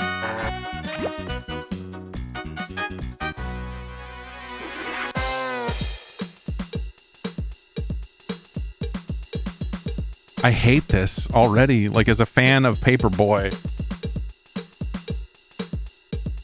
The font's really funny, too. This, like, vaguely futuristic, like, this is, like, the Battletech font that they used for the location-based entertainment virtual worlds Battletech Center stuff. It's really close to it, if it's not exactly it. I forget the name of it, but anyway. Good font.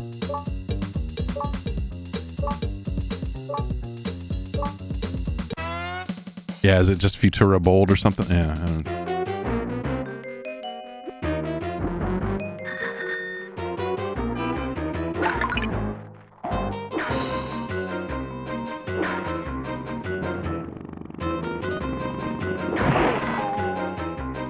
So it's weird because I hold down the throw button and I can aim, which is not, you know, how it worked originally, but I guess, you know, we're in a polygonal world now. Shit, I missed that fucking house.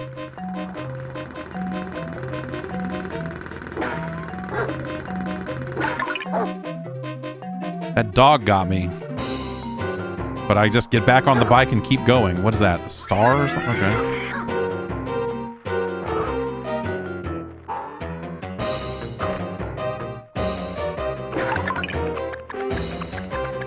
Right in the mailbox. I like that this game has less speech than the fucking original fucking arcade game. It's disgusting. Okay, we got a guy trying to break into a house. We'll hit that car with a newspaper so that it doesn't run us over.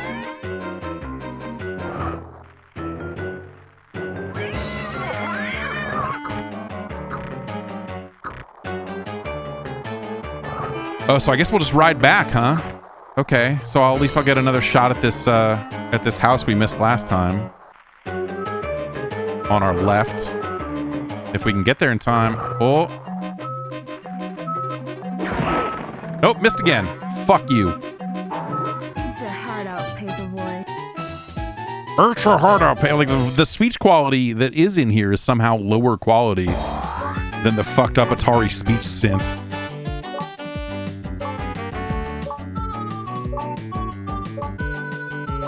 Great. Alice's RV Haven. Oh, there's like bonus versions of the level if I get enough of stars or something. Okay.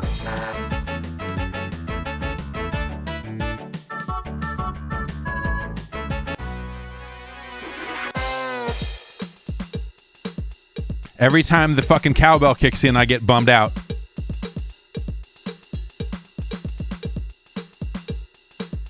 Every fucking time. Iconic music from the original Paperboy.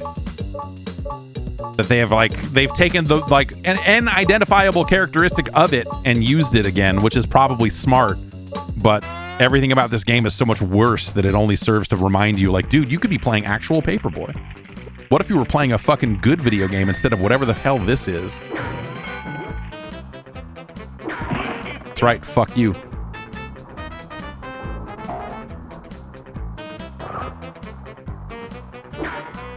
It's pretty precise with the, I mean, I guess it always was, but like, for how mushy the aiming feels in this game, the precision required to hit the mailbox is unwelcome.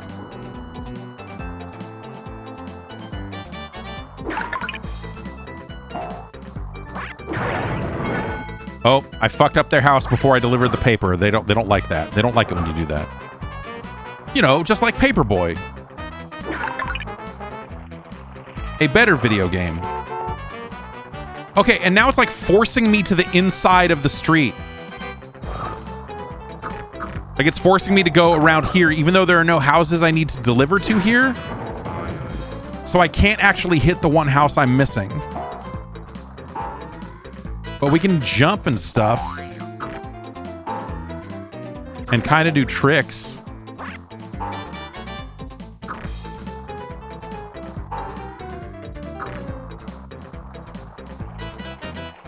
Because you couldn't make a game in this era, like if it had even an inkling of extreme sports. By God, you were going to put a trick system into your video game.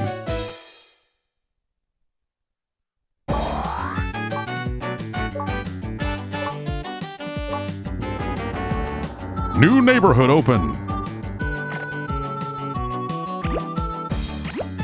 So in the original game, you would just deliver to the same street over and over again, and depending on how you did, you would gain or lose subscribers. And the obstacles would become more plentiful as you went through the week or whatever, as opposed to these like different levels.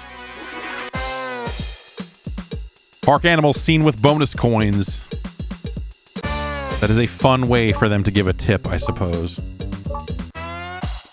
Like the audio here is unfortunate, to say the least.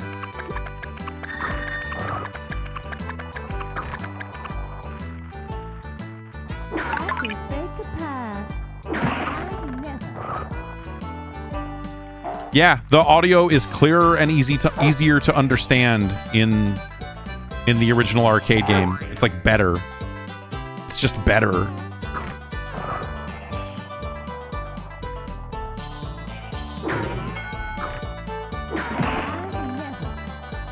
Well, now you do.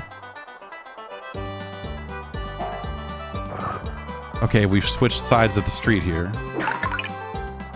I didn't really have control over that.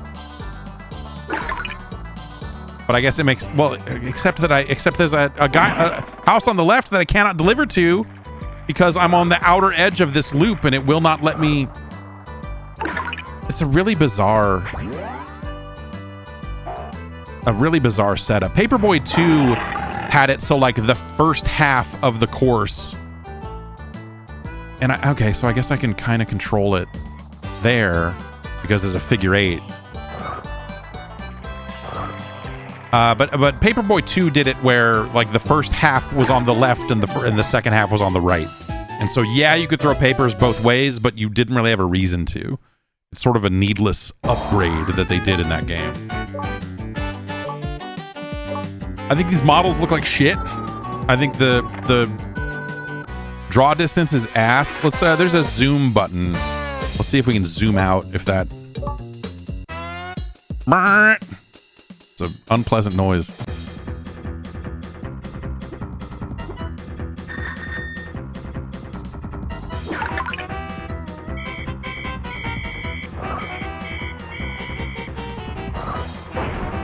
Kapow.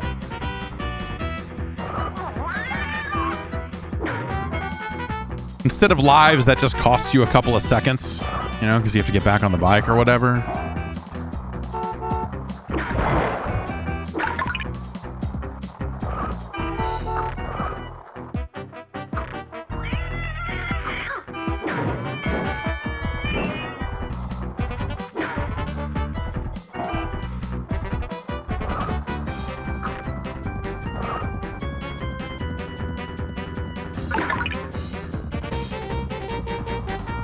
You know, all of these turns are pretty much automatic. Like, I'm not really, it's not like I'm actually genuinely steering. Eat your heart out, Paperboy. Eat your heart out, Paperboy. It's like that's the only thing she says. There's so much more speech in the original fucking Paperboy. Like 85, what 83, what 84, whatever year it was. With that funky ass Atari speech chip. Sounds better and has more variety than this fucking thing.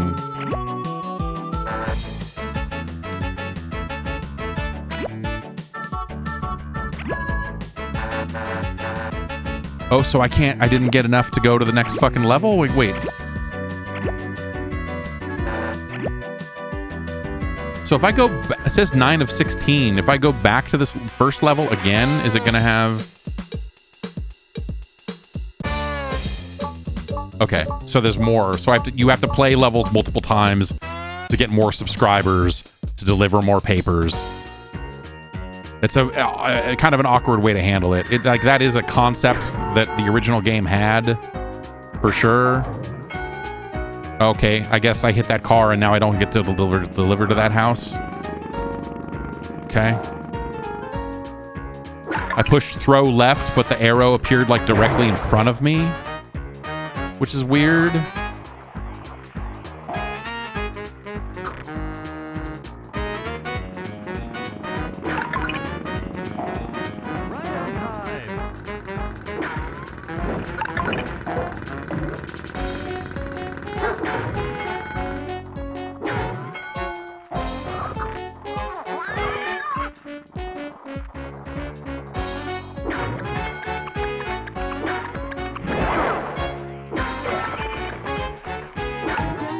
That time I broke one of their windows, but I was still allowed to deliver to the house, which is a little weird.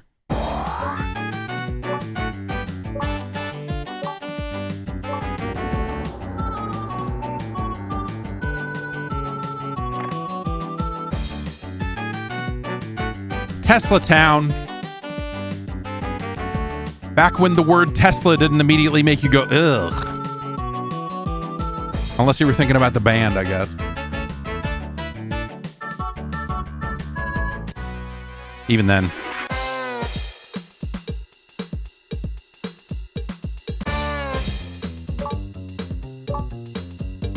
So, like, the layouts are deceptive, man, because you look at it and think, like, oh, open world Paperboy, I can kind of ride where I want, but it does limit you to kind of one side of the street, and so you have to... It's the control is really awkward.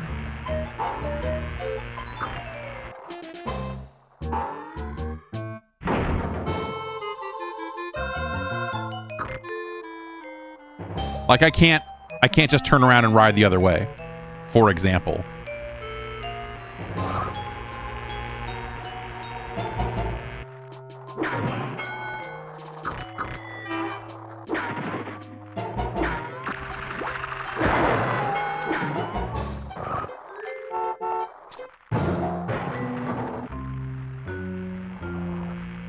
But here I can kind of make a decision. I think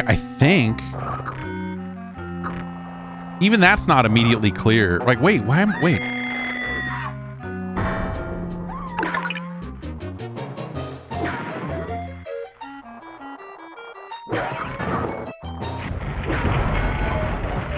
Kapow.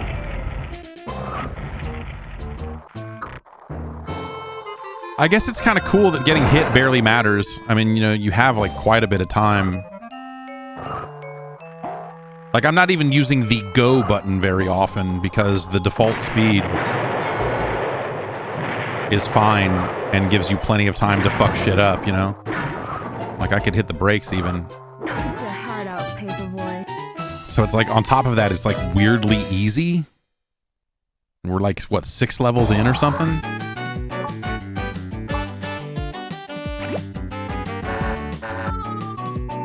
And they built the progression in such a way that, like, you have to go back and replay these earlier levels, which is shitty. I'm curious to see what the training says.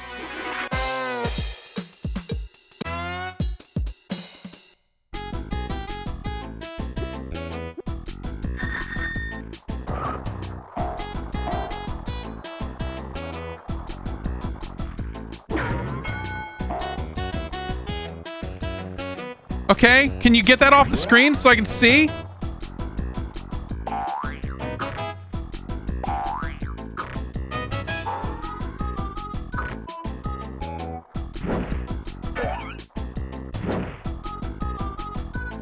A power paper. Oh, okay. See, it's a good thing I did the training because you can apparently turn around. You just have to power slide to do it.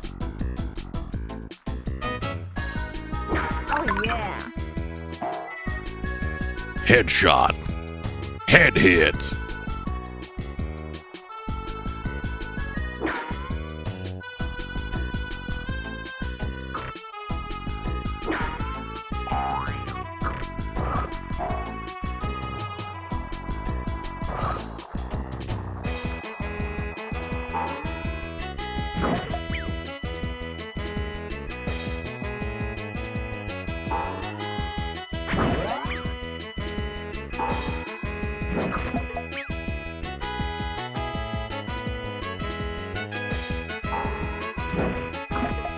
So you can power brake in the air.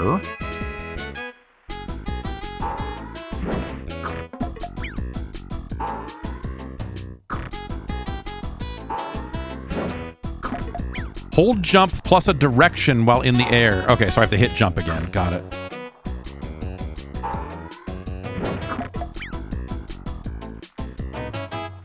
Enough stunt points will earn bonus subscribers. Okay, so that's kind of a mechanic, I guess. It seems like a weird... I like this training level is just they made a bad level and gave you a 10-minute timer. Like, it feels really hacky.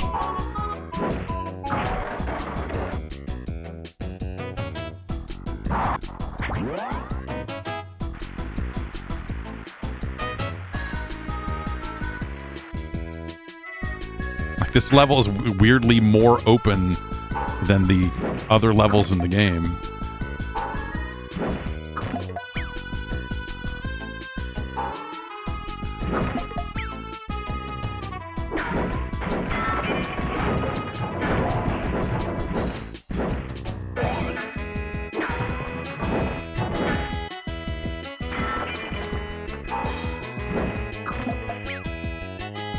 Weird.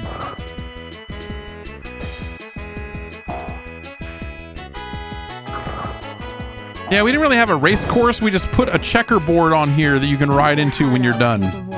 It's just so hacked together. It's crazy.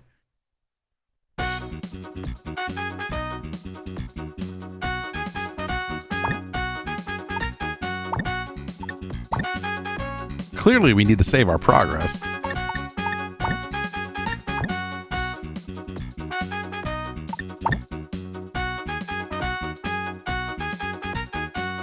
All right, I'm curious to know what our options here are for...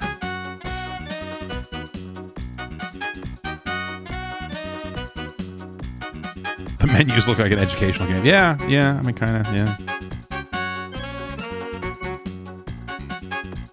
Big newspapers. Throw papers at random angles. That sounds fun. Slow motion mode. I mean, that's just the default, man. Invisible obstacles. Infinite papers on all levels.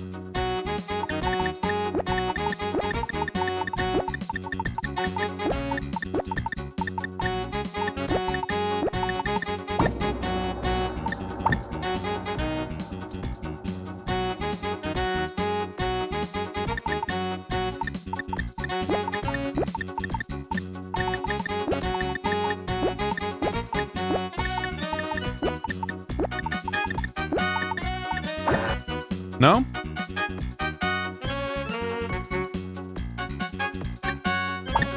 The way this code is written seems to imply that there are spaces between the letters, but there are not. Game facts, you crazy. Yet again.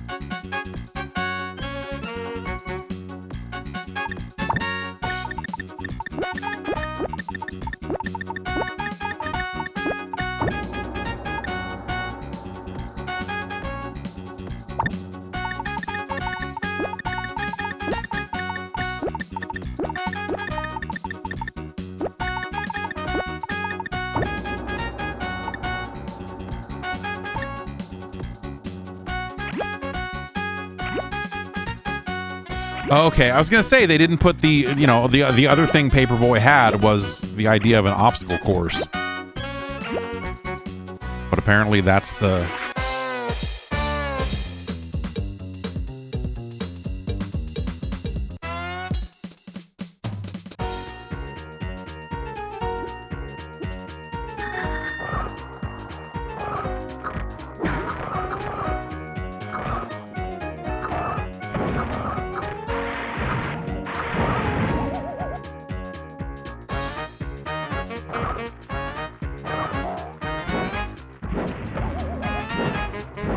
I turned on big newspapers. Your heart out, Paperboy.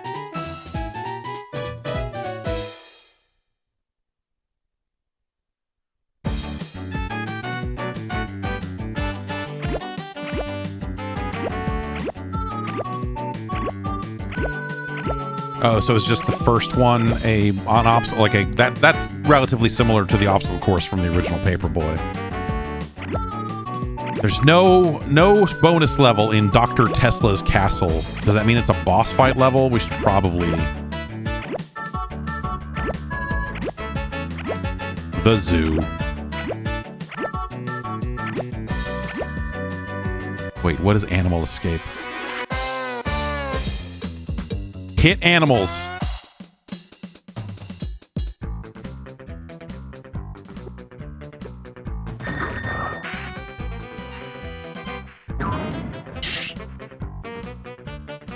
What the fuck, dude?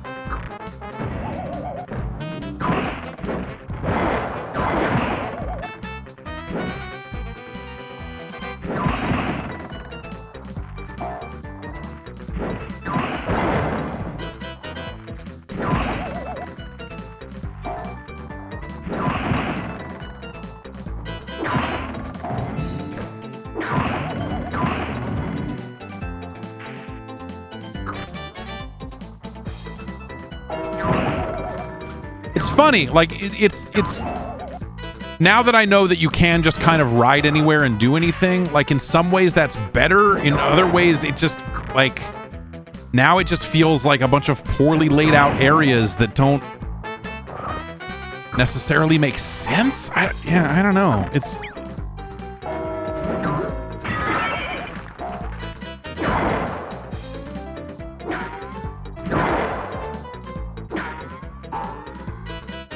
put it to you this way, it has not fixed this game. I'm not like, oh, well, clearly, this is...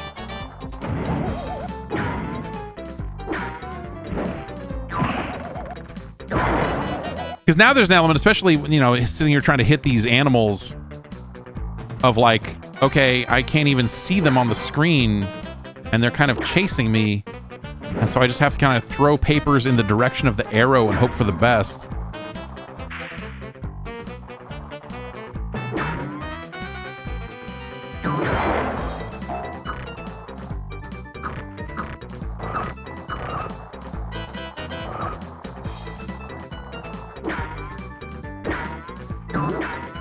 It just feels very messy. Like now that I'm controlling it to its fullest extent, like the game somehow feels way worse. I've been cursed with knowledge. Your heart out, Paperboy.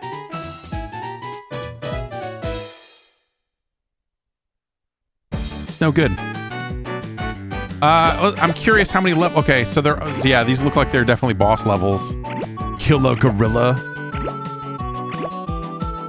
What a fucking bunch of... And then eventually, of course, aliens. Let's go back to the first boss level, Dr. Tesla's castle, and see what the fuck...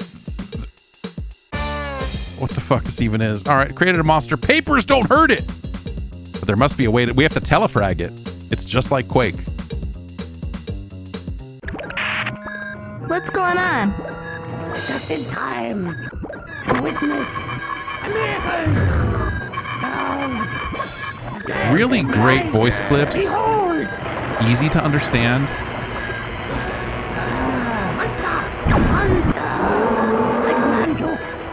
Dude, are you serious? Did you record these again? Did someone record this from jail? They record this over the phone?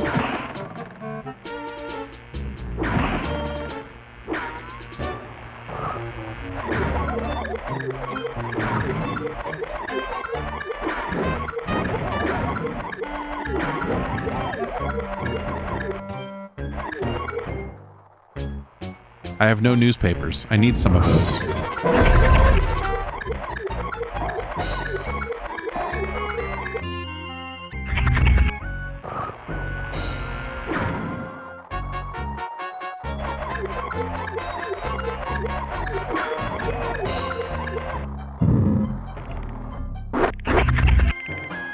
Okay.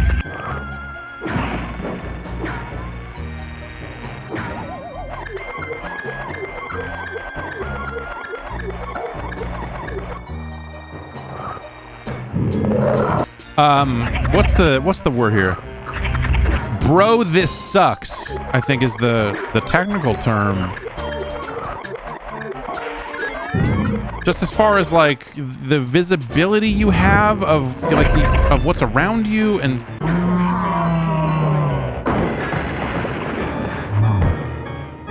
it's just a miserable encounter top to bottom. It's just not a good, it's like, what the now play medium or hard for more exciting levels. Oh, so, you know, at the beginning we picked Easy Street. And so, yeah, you have to move up to the other versions.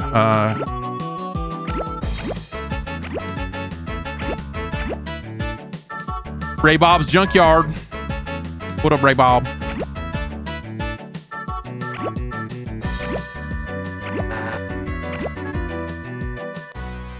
Let's just look at this real quick and then stop playing this game forever. Level complete. Play for high scores. Right? Yeah, I guess we did enter a bunch of cheat codes.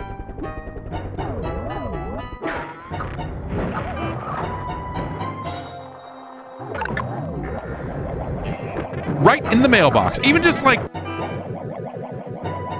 yeah, I don't know. Again, sometimes it's hard to compare some of these games to the original games because the original games are classics for a reason, you know, and smack. But the way that the original game has more lines of dialogue in its levels, like, can I just, yeah, I can just hop up there. It's weird, man. I don't know. Having the ability to just fucking go where you want, it makes this game way weirder. That's Paperboy. That's Paperboy.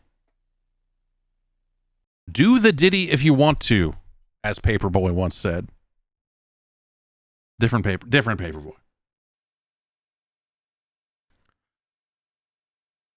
Ugh. What redeeming value is in that?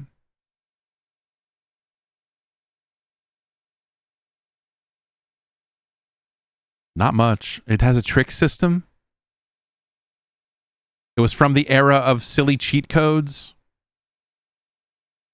But it's worse than Paperboy 2, which was a 16-bit game. And it is worse than the original Paperboy. Dramatically so.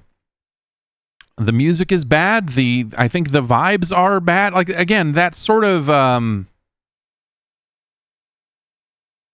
Jetsons ass, 50s ass The 50s ass, 90s ass bullshit. If you know what I mean.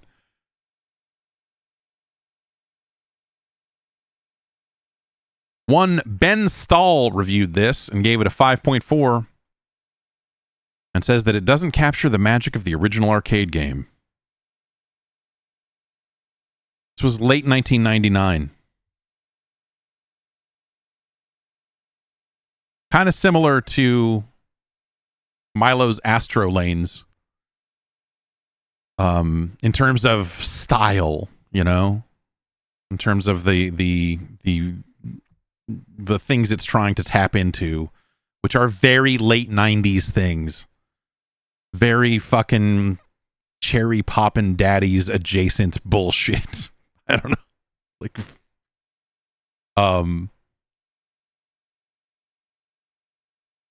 yuck. Star Fox 64 is a better game. WCW versus NWO World Tour is a better game. You would be better off with a copy of Tonic Trouble. You'd be better served by Bomberman 64. Ugh. It's no Power Rangers Lightspeed Rescue. It's worse than Rat Attack. It is worse than Transformers Beast Wars Transmetals. Tigger's Honey Hunt is a better game. I guess this is the actual conversation, huh? Because there is this weird stylistic, you know, similarity between the two games, but Milo's Astro Lanes is terrible. It's got its shitty power-ups, shitty bowling. Paperboy is better than Milo's Astro Lanes. It is our new number 20.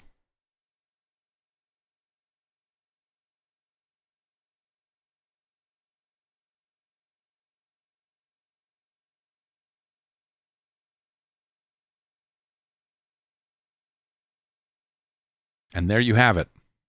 Congratulations to Paperboy.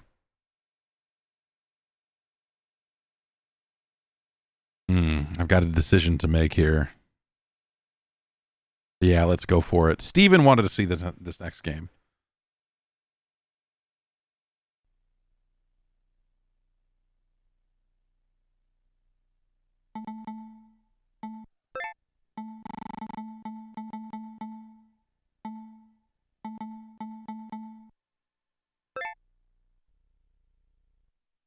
Now, Steven wrote in and said, it said that he reviewed this game for Gamers Republic and that one Dave Halverson gave him shit for giving this game a low score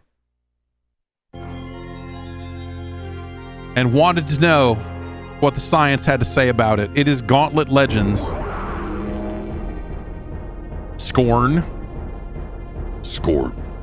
Broke free of his bonds and escaped, sealing Sumner's Tower behind him. Gauntlet Legends is a weird game because they tried to kind of turn Gauntlet into a bigger thing, you know? This is a kind of a full reboot of the original game. Came out in arcades.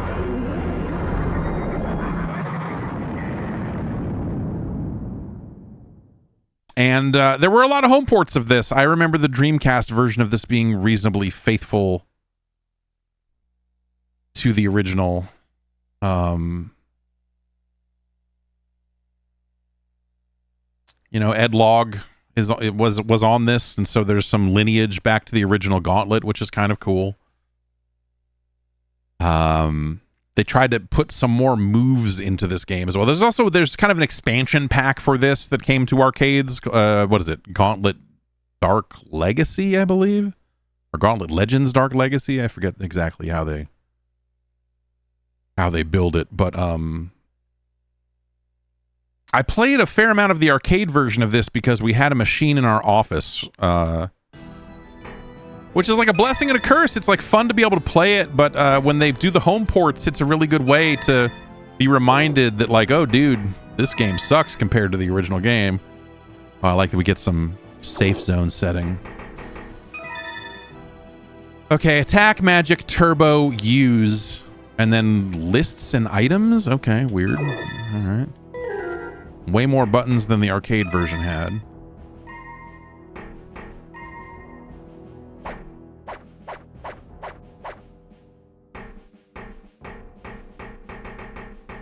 What do I got to do to unlock Pojo, the chicken?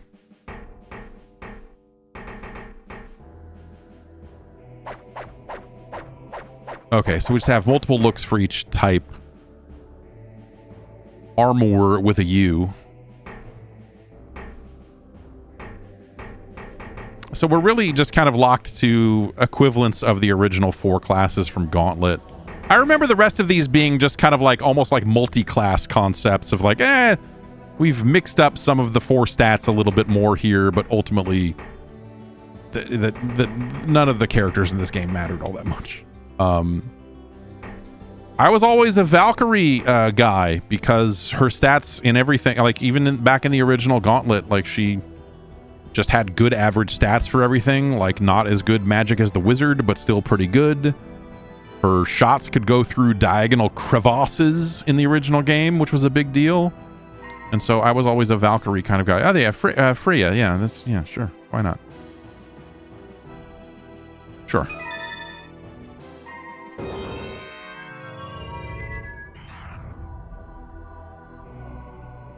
I mean, the original Valkyrie name is what? It's Thyra, I think. Scorn to seal my gateways with this evil magic and trap my powers inside of magical obelisks hidden in each world. Free my power from these obelisks so that I can open the other worlds to you. With my last spell, I open the Mountain Kingdom. Find a way into the volcano's core. So there's like, yeah, there's multiple worlds and you kind of need to go, you know, this is sort of a hub world, I guess. Not really that much going on, but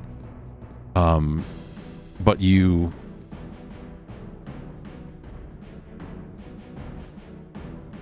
kind of come back to you go into the level, you get the obelisk,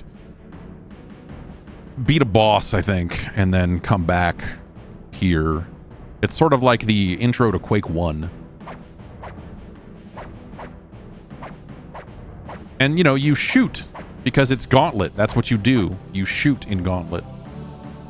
Okay, yes, we have multiple levels, so 6 levels per world here from the looks of it. Let's go to Valley.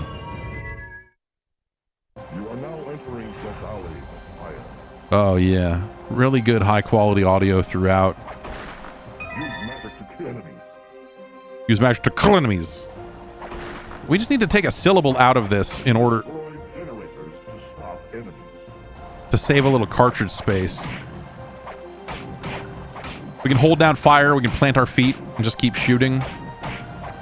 Also just hit that to explode said generator.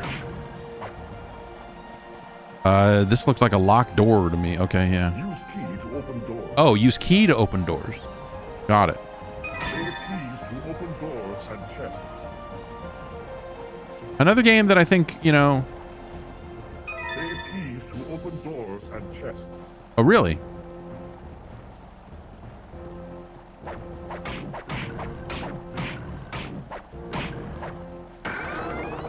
Collect gold to buy power-ups. I like that there is that. I mean, you know, you can't make a Gauntlet without an announcer. You can't do that without the speech, right? Like it matters. But I should probably use that key back here. I don't really know.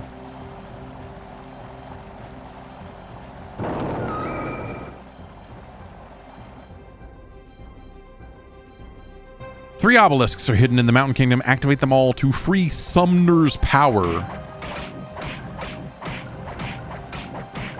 And so the kind of cool thing about the arcade, or the kind of cool thing about this game compared to the original Gauntlet, is that they sort of turned it into a real video game at some point. You know, they gave it objectives.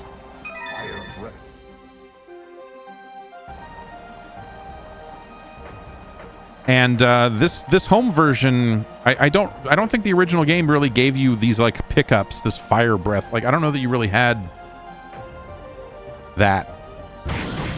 Oh, you know what? Yeah, you did, but it wasn't like something that was in your inventory per se.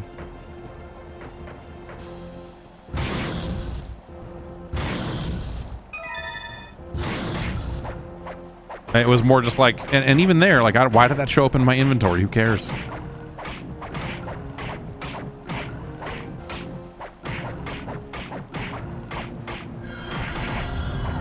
I used my potion. I probably shouldn't have, but I wanted to make sure that that's what that button was. I'm going to use the key to go up as opposed to opening that chest.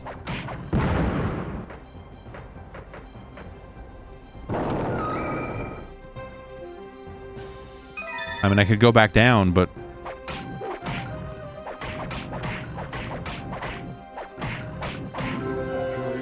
Right, turbo attack. Yeah, I was like, there's something... There's some mechanic I'm missing here, but yeah, there's... You hold down turbo and hit attack. This is also, like, kind of weird because it's a post-NBA Jam Gauntlet game, whatever that means. And so they put a turbo button in it.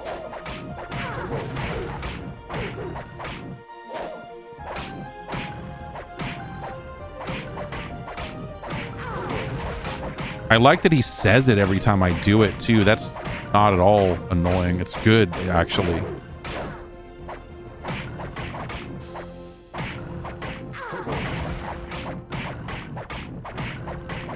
Seems like I get faster attacks by mashing the button than I do by holding it down.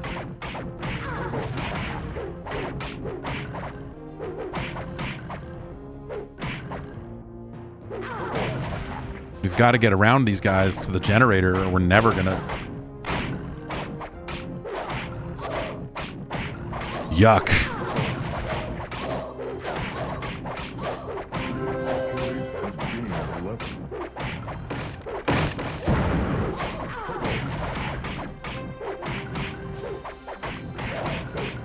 But like the original Gauntlet, this game was built for you to just fucking stuff money in it, you know? And like NBA Jam and some of the other arcade games of the era, it had you enter your initials and stuff so you could save your progress.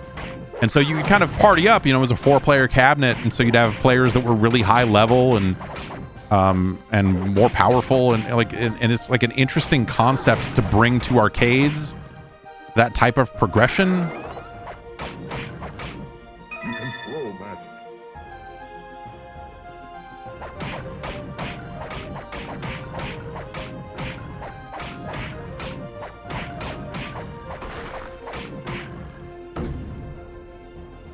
Red switches are off, green are on. The switch arrow points towards what it affects.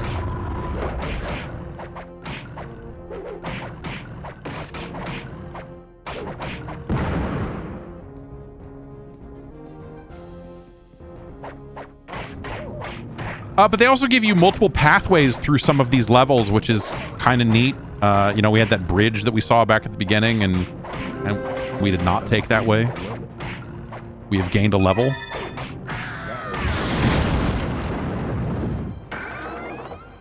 Fruit gives 50 health.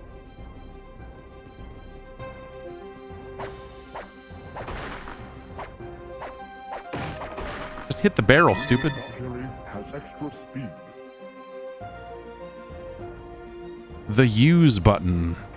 Yeah, okay, so that's your R trigger. Because we only have 20 seconds of super speed. I guess that's what I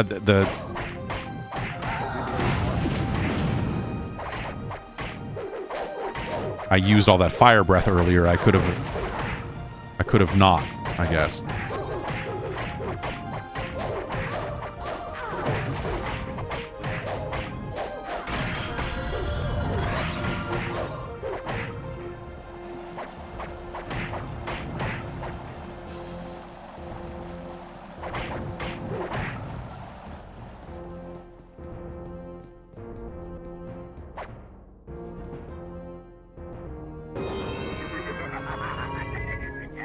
Whoa. So soon, coward. You live. So there might have been something for me to find in that level that we didn't find.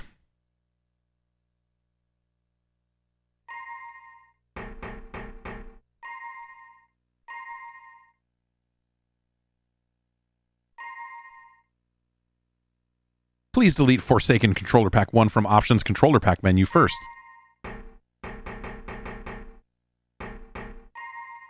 Oh, okay. We had to pick the empty spot.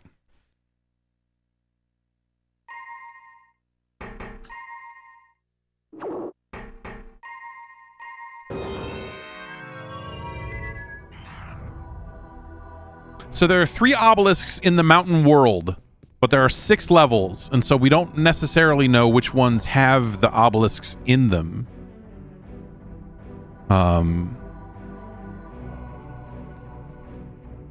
And yeah, this is, I mean, this is one of those rare situations where there is something cool about the controller pack. Because you could take your controller pack to someone else's house. You could each have your own characters and bring them together.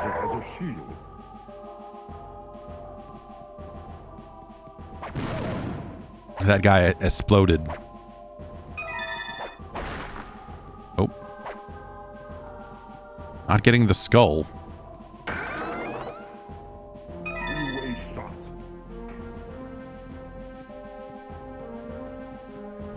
So that's maybe the big change about this home version that I remember, is I remember the home versions maybe having more unlockable characters than the arcade did, and this notion of you being able to toggle your power-ups on and off.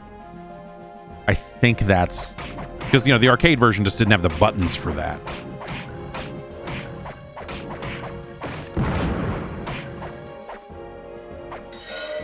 Perhaps make some walls disappear.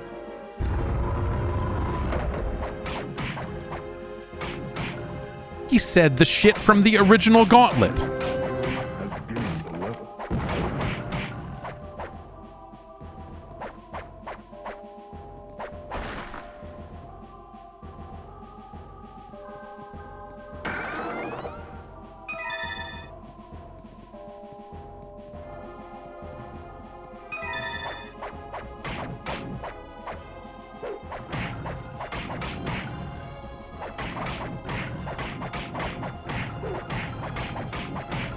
I wonder how many more enemies this game throws on screen when you're playing multiplayer, because that's sort of...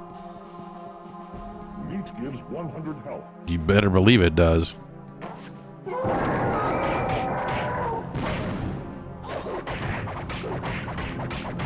Let's use some of this rapid fire to deal with this stupid generator. It's kind of cool also... Ah, oh, jeez.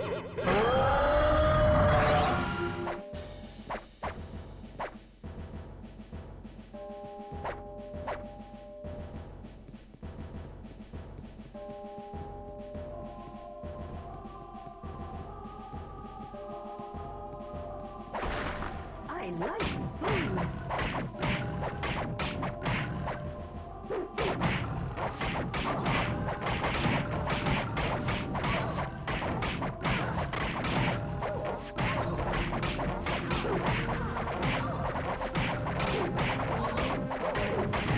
The other kind of neat thing about this game is that it was coming out in arcades at a time when, like, arcades were in a weird spot. You know, that sort of late 90s, like, the arcades were maybe not dead, but, you know, the people that were still making arcade games were trying to find ways to bring people back to arcades. And so Gauntlet Legends, as this sort of, well, it's kind of an RPG. You level up, you store your progress, like games were, you know, Blitz and some of the Midway sports stuff as well.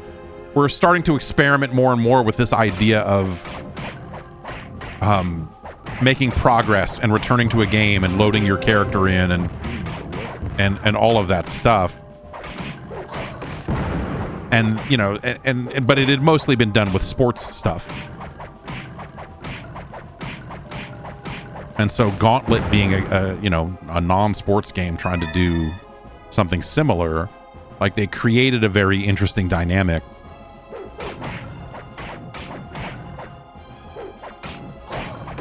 Because you could have a character that had beaten the game multiple times, you know, and you're still kind of coming back and theoretically getting more powerful and...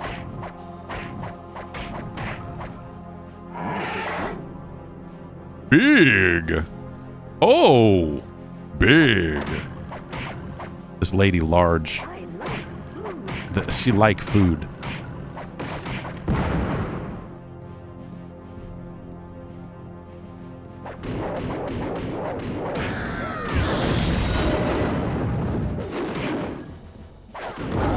All that said, I think that this N64 version is very grimy. Like, it's very filthy looking compared to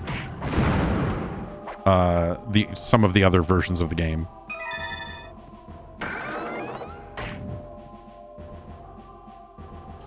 The first of many runestones is hidden in a covered cave nearby. Okay, is this switch going to give us something? Okay, it said it was somewhere in this direction.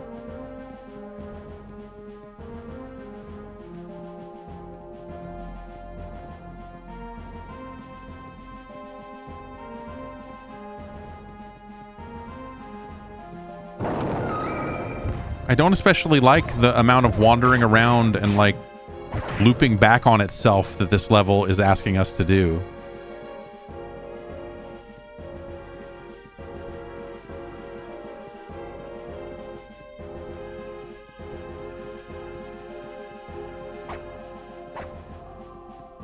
Oh, right. That was closed before, right? Runestones that will help restore order to my tower. Return when you can. The voice is really... is also really filthy. Both from a fidelity standpoint and just like some of the lines feel like they've been chopped down to just fit in memory better.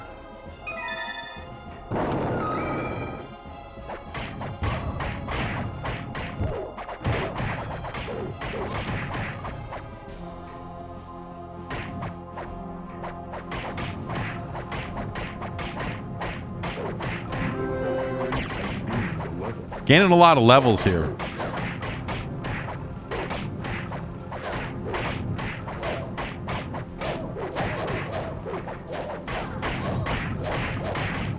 Turn on my three-way shot here.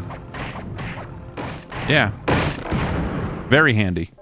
Makes very short work of those fuckers.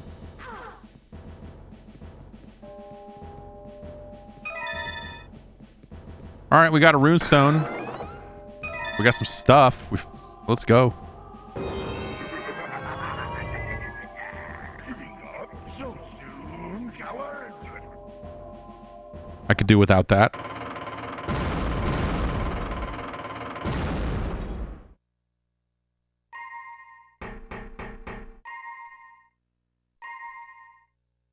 The idea that I have to pick this every single time is nasty.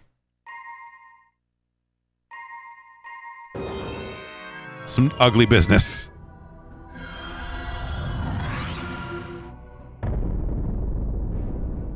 So if I remember right, and it's been a very long time since I've seriously played any Gauntlet Legends, like this is sort of the bonus true ending type of thing, because you've got the, you know, hey, you need to play through these levels and get the obelisks or whatever, but then there is also like you must collect all 13 of the rune stones in order to... Oh, Scorn controls this portal. Does it say that at every single one of these? No. There's much more to do before this gateway will open. Hey, what do? Do you do anything? You said I could buy power-ups. Oh, great. Well, so much for...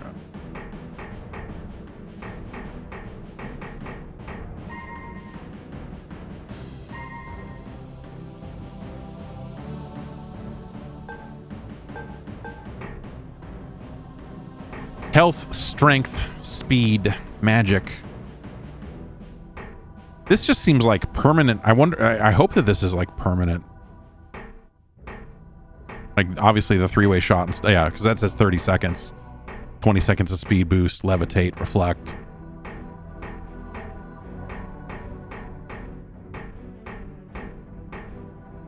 This is a lot of stuff, man. Like it's... I don't know that this game needed like buying these power-ups and storing them in an inventory and stuff, because I'm pretty sure that's not in the arcade game. Like I said, I think that when you get Fire Breath or the get Giant or whatever, like all that stuff is just like, yeah, for 5 seconds you're Giant and then it's gone, because this is an arcade game. Like, don't be crazy. And so this game having a shop. Okay, we cannot buy any stats because we don't have enough gold. Health is the most expensive.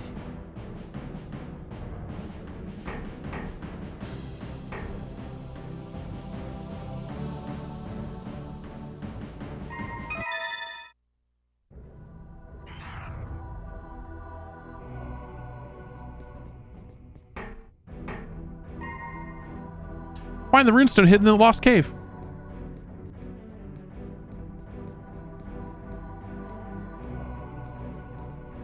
So yeah, you know, this is not the best version of this game. But also, I think when you look at like what Midway was trying to do around this time, because this is like 99-ish. When did this actually?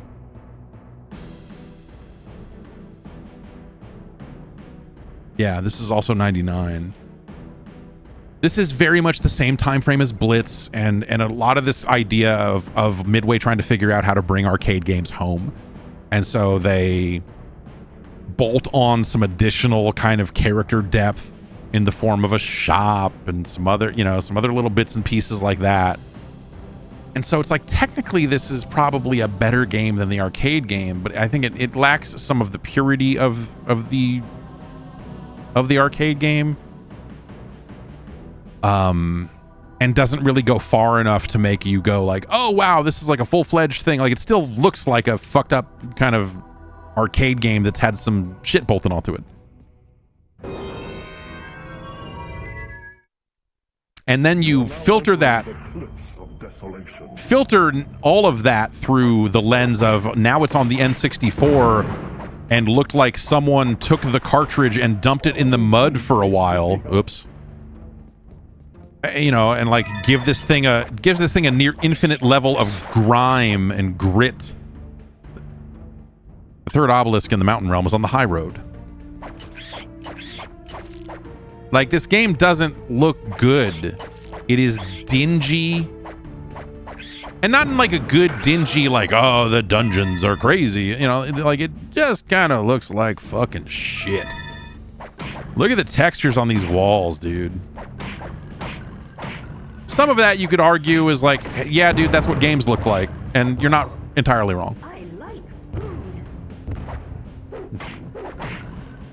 Am I going to have to fucking rip the audio out of this so I can get her saying, I like food?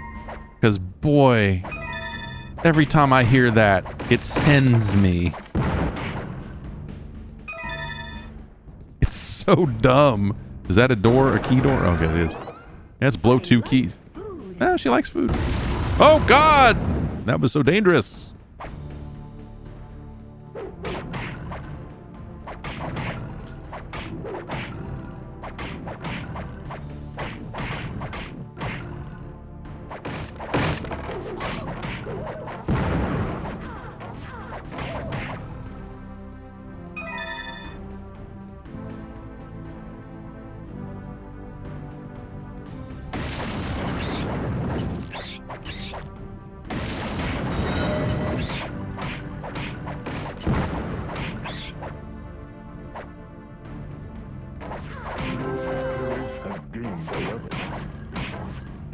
I sure am gaining a lot of levels.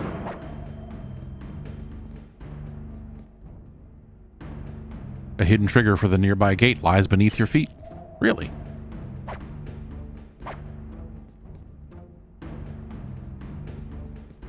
Yeah, I mean, if this game was on Switch, it'd probably look a lot better. You're right, I should find a Switch.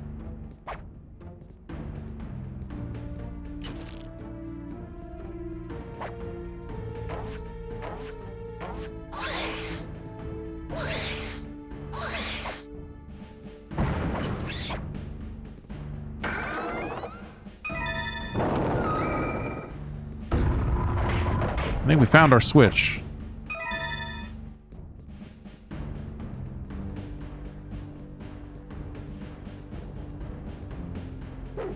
I was wrong.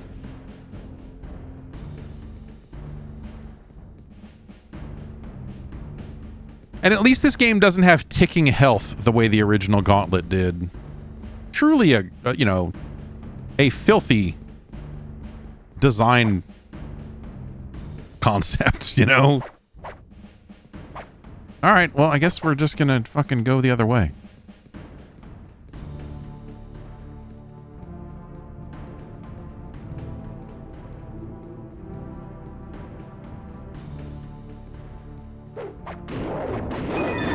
Rock monster.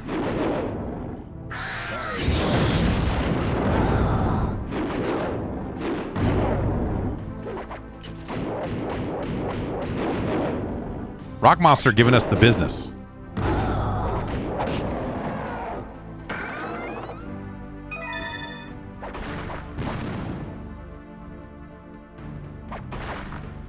It just sounds like something she would say when she was very high. You know, I like food.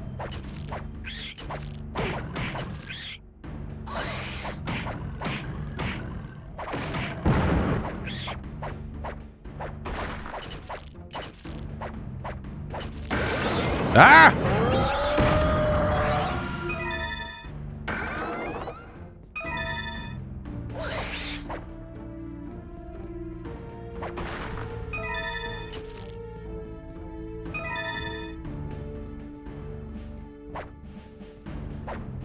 Some kind of flickering thing here. Is it a hidden object that is broken in the environment? Could be, but maybe not. Okay, is that just a little loop and we walked all the way around where we were going to... Can we go... There's enemies down here, so...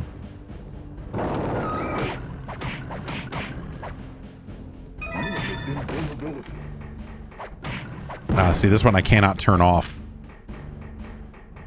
I'm like, nah, man, you got to use it.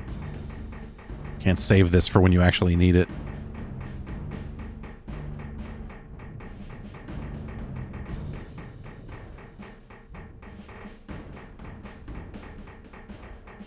It said beneath my feet when I was standing right here, but it doesn't...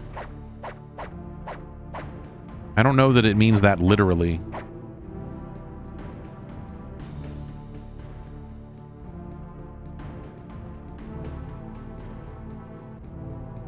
But that's a button we pushed, and it pointed in this direction, this general direction. It points in the general direction of this, but I must find a switch. All right, I have officially lost interest in finding a switch. So we're going to go look over this way again.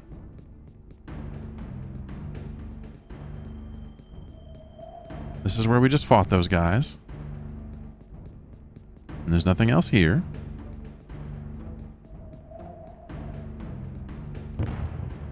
Okay, there's some fuckers up there. I want to try to start shit.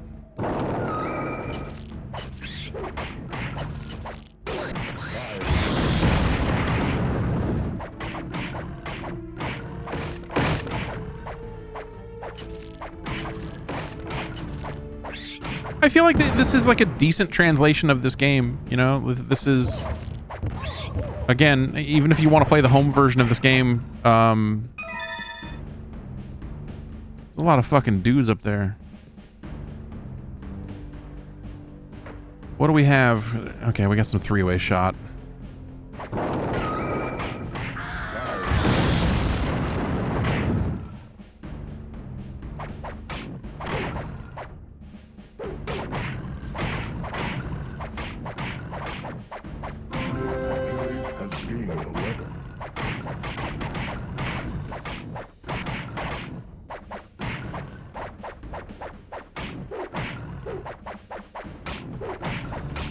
Can I really not get over there? I don't have any keys. So I just realized that's the obelisk, right? We totally did. There was an obelisk in one of those earlier levels that we didn't do anything with.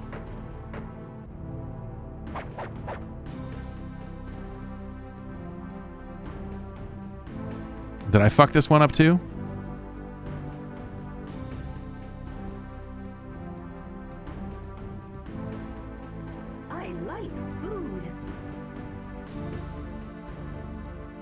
I like food.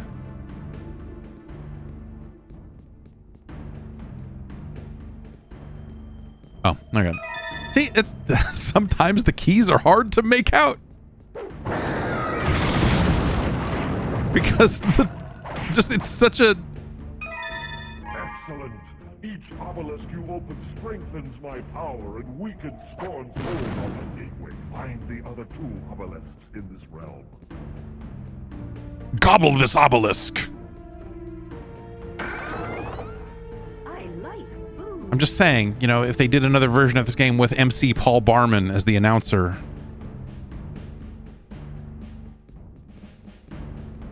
then they would be on to something.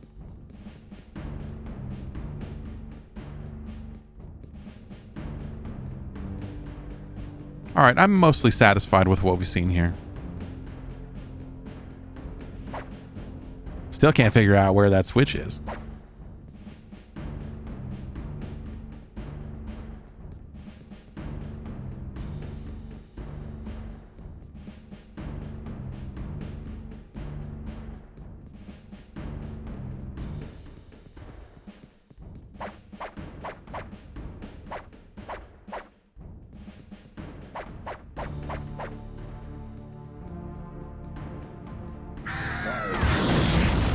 That's right.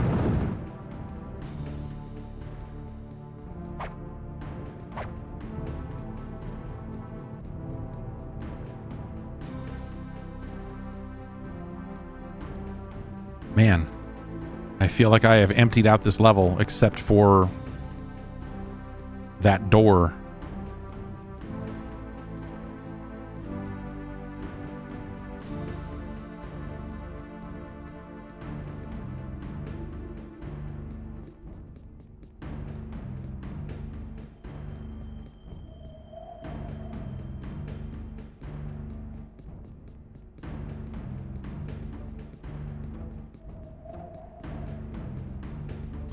But this is kind of an interesting opportunity to get like a bigger look at most of this level. You see how much of it kind of folds in on itself, right? Like it's really not that large of an area, and there are a billion ways to get from point A to point B with occasional choke points like this door we can't get open.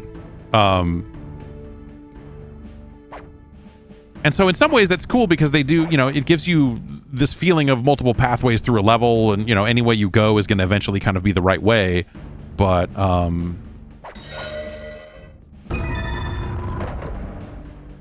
literally underneath my feet. Yep. I don't know that I like the idea of like mandatory fucking shoot at a random wall shit being the critical path through a level.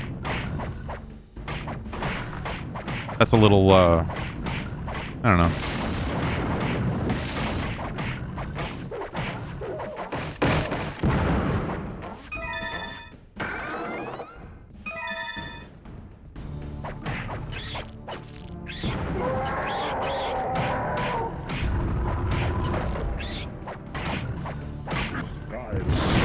Skylance!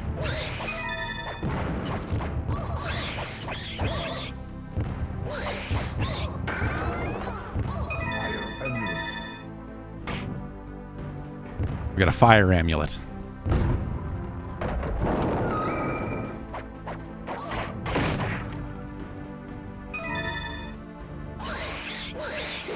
There's a lot more level on the other side of that thing, too.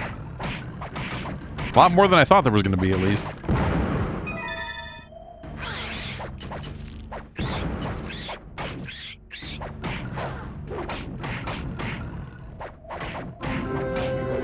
Now, a level 10 Guardian. Level 10 Guardian.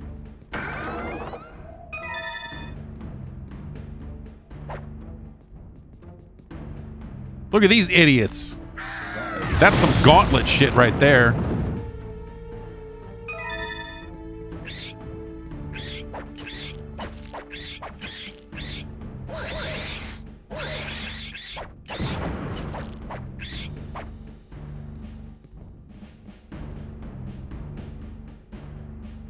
What's the worst that could happen? You are now entering the Gauntlet Treasure Room.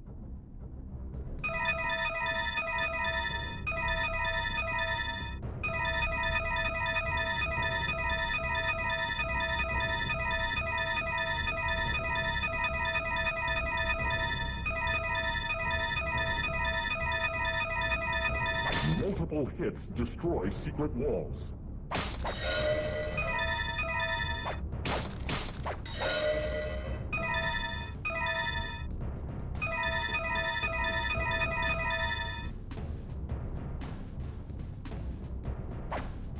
Okay, I can't carry any more of those, but I still need to find the fucking exit, right?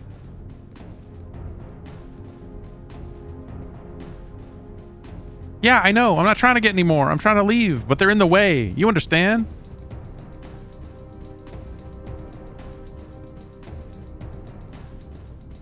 Stop!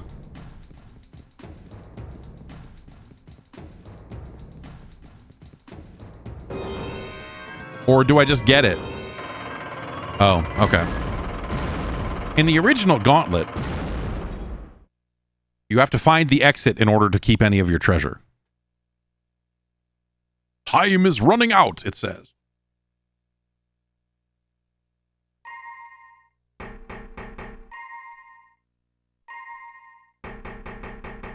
This is a bad... Controller packs are bad. Oh, yes. Note 8. Thanks. All right, well, I got 50 of those coins. Do you want them? Do you want them for anything? Or what did... Oh, I don't want to... Okay, yeah, that's a cool... That's a literal cool story, bro. In the traditional sense.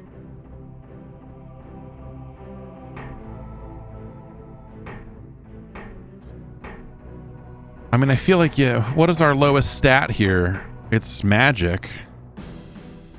But really, wouldn't you want to min-max some other stuff here? I mean, we're not using magic all that often.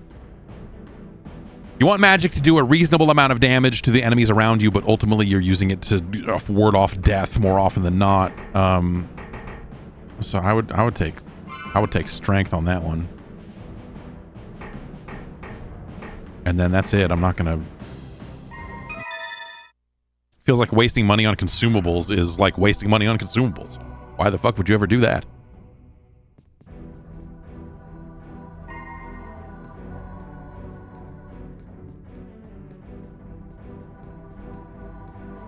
Let's look at one more level, and then we'll call it.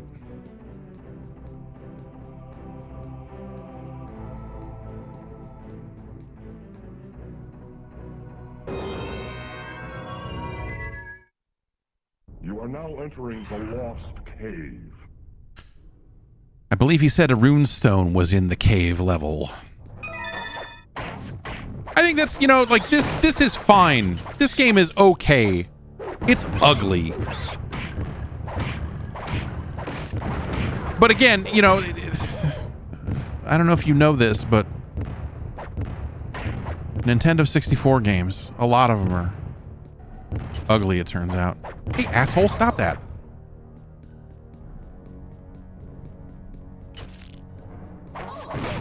The levels aren't looking any better as we go any further. Is what I'm saying here.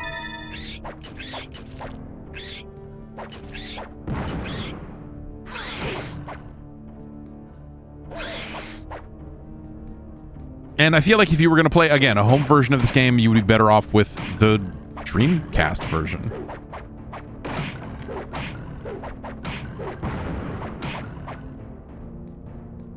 Or at this point, you know, I don't know, I don't remember if they did home versions of Dark Legacy.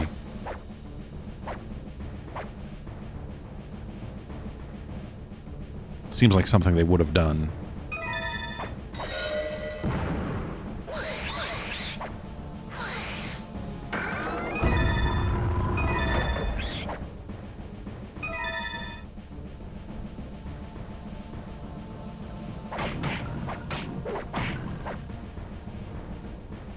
That's right. There's a like GameCube. Yeah.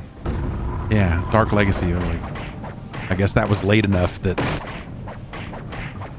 the friggin' GameCube game and PS2. Yeah. Weird. Weird to think about this game's follow-up getting released on those consoles. It just feels like games from a different time. I'm just gonna sit here and grind levels, baby.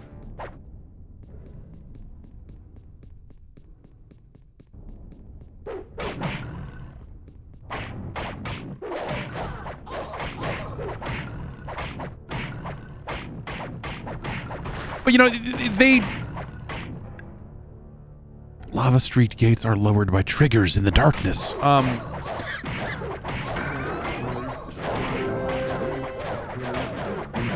When you think about what you really would do with a gauntlet, and this is not like... exactly amazing brand new insight or anything, but you kind of want to bring some Diablo to the Gauntlet experience, something that gives it a little more replayability, something that makes your character your own by leveling up and some other choices that maybe you can make. What happens when we die? Do I just get back up, or does it? Okay, we sends us back. Okay. There is an element here of because you're kind of always. These are bad color choices for the yes and no. I don't know which one is which. Okay, I guess I picked no. Like here it works because there's multiple items, and I can see just enough of a difference when I go like this to know which one is highlighted.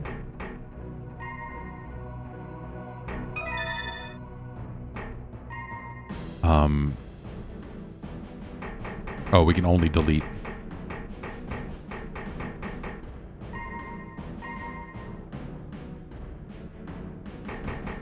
Just the way it stores saves. Like, oh, now note 6 is empty. Like, it's fucking nonsense. What a nonsense-ass video game. Console. But you kind of want to, bring some, ownership over your character into it, right? And so, hey, I put all these levels into it. I leveled up. I gained levels. I bought some strength. I changed my character for the better. Like, that's a good idea. Like, this was a good idea as a follow-up to Gauntlet. And it's kind of cool and weird to do it as an arcade game, because that's something that's just a little bit difficult to consider. And nowadays, like, I literally went to a round 1 yesterday and was blown away by every single game having a card that you need to scan, that you can save your, progress. And, like the Neo Geo memory card is now just every arcade machine in its own weird way, but it's all stored online. You're tapping your phone, or you have some kind of amusement card or whatever bullshit. And so the idea of keeping progress in an arcade game was very novel at this point, especially for a non-sports game. And it made Gauntlet Legends, Gauntlet Legends, not Legacy, a neat game.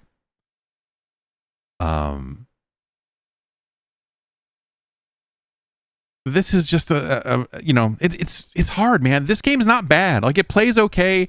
They give you some depth, right? If you hit turbo and attack, you can kind of clear out some stuff in front of you. You can use potions to give yourself a temporary shield. Like, they put more moves into this game than original Gauntlet ever dreamed of. And some of that stuff has a purpose. Not all of it. Some of it is like, I can maybe do without some of this. But it's neat what they went and did. And then this home version, I think, is a little less interesting. It looks a lot worse. They did some things with inventory management to kind of enhance the depth of what you would get out of maintaining a character and what have you. But like the original Gauntlet, once you rob it of the idea of you need to, like, the goal is to not spend $1 million playing it. The goal is to get good so that you can survive. And original Gauntlet is a criminal design at that specific thing. This game is better about it than that.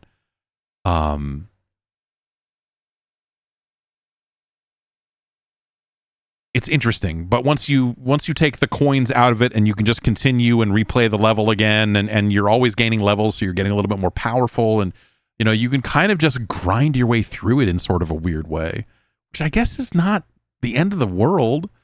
Plenty of modern games, and Splatoon Raiders does that exact thing, right? Of like, here's levels you can't finish because you have a very tight time limit.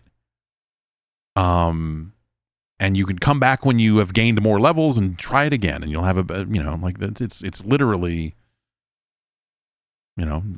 modern game design does a lot of this stuff. So this game is okay. This game is all right. It plays well. Sometimes hard to aim that turbo attack with the analog stick because it's just the analog stick is sometimes a little funky. But way better than any kind of like remake or reboot of Gauntlet ever had any right to be. That was my feeling about it then, you know, seeing that arcade machine. Initially, you're like, why the fuck would they remake? I liked the original Gauntlet in its day, but by the time Gauntlet Legends came out, I think a lot of people had realized, like, dude, Gauntlet was a scam. Like, Gauntlet is like a grift, man. It's the NFTs of its day. And so the idea of Gauntlet coming back, I don't think it was met with like excitement at the time. It was more just like, oh, weird. You made a new arcade. Hey, you made a new arcade game. There's not that many of those anymore. It's not really like it used to be. Like arcades are kind of falling off. Like it's all fighting games now. And even the fighting game window is kind of shutting a little bit by the time we get to 98, 99. And so, you know, it was a very strange time. And then these home ports is just like, yeah, I don't know. I remember at the time being very uninterested in a home port of Gauntlet Legends. But again, we had the arcade machine in the office. So it was this also feeling of like, yeah, I already played the fucking shit out of this game. And the idea of playing it again, no thanks. No fucking thanks. But this is fine. I don't know. Like, I'm kind of into it. It's kind of cool. It makes me wonder if any versions of this game have retro achievements because it's like I would maybe fuck around with some Gauntlet Legends or something. Again, Ben Stahl gave it a 4.3, which I think, is that harsh? I don't know. I don't know that I would say that's harsh. It's kind of, again, like I think at the time it was like just sort of a very underwhelming thing. That you're just left wondering, like, why would they do this? But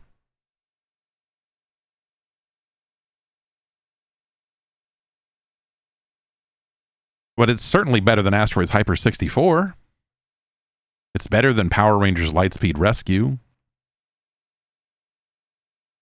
It's better than Bomberman 64. It's better than Namco Museum 64. It's better than Big Mountain 2000.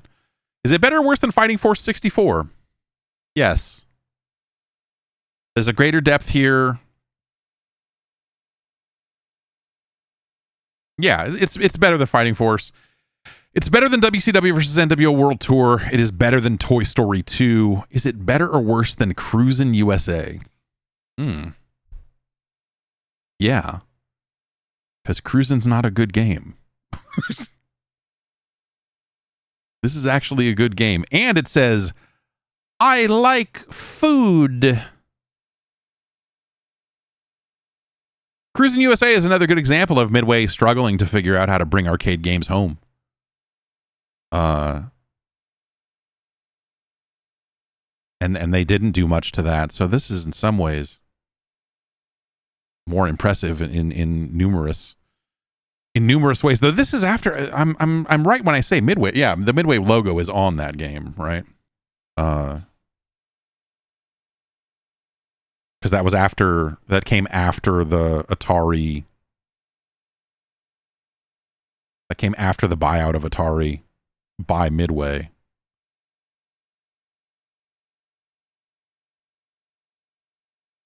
Right?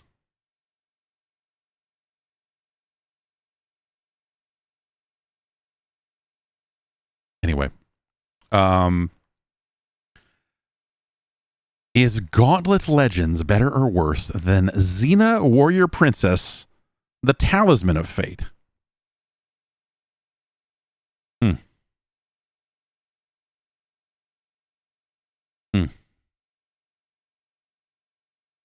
Because it was right around this time that Atari was bought by Midway, because Midway had the Grid and Atari had an arcade game called, was it War Final Assault? They were both kind of like shooters. Like War is more of a first-person shooter. The Grid was more third-person, but like it was that same idea of trying to bring that kind of PC-style shooter into arcades War was not a bad game. It never got ported to anything.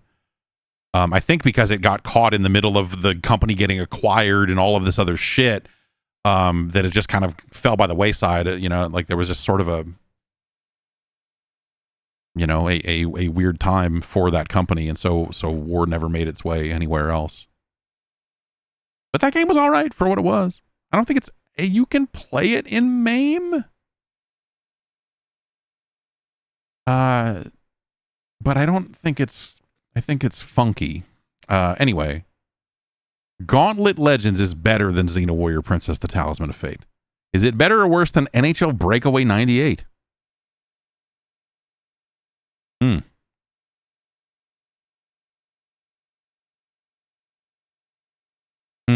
It's better. It's better.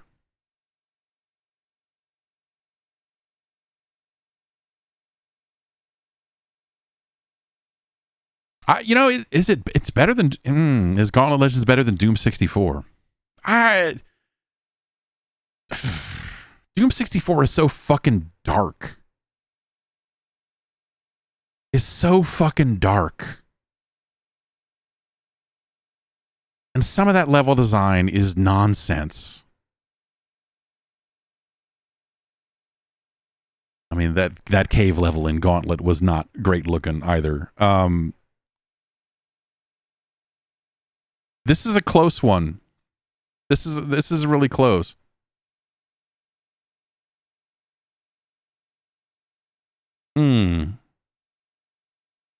I like food. You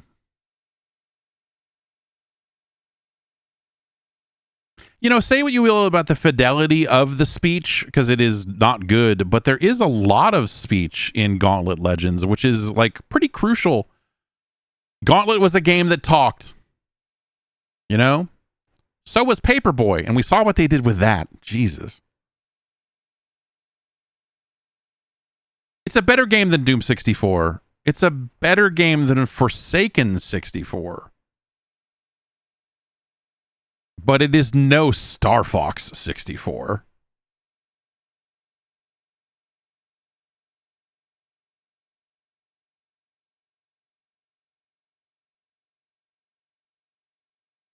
Forsaken is really cool. Forsaken is a really fucking neat game, and especially for you know, that style of game, that style of genre that didn't really get a lot of shine anywhere on consoles. I mean, some of the Descent games got ported, you know, so I'm sure some people played Descent on like PlayStation and had a great time with it, but like Forsaken is fantastic in that it fills a void, you know, because there are not a lot of those games out there. And Forsaken does it really well, and it has LAJ and John St. John.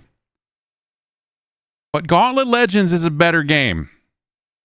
It's our new number 3.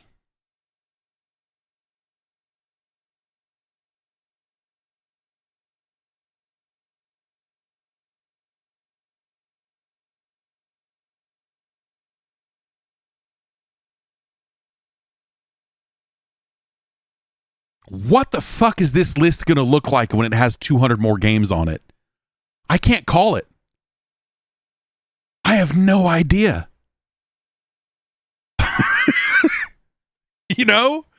Like, it's tempting to say, like, oh, well, clearly by the time we're done, Gauntlet Legends will be like number 130 or something, right? But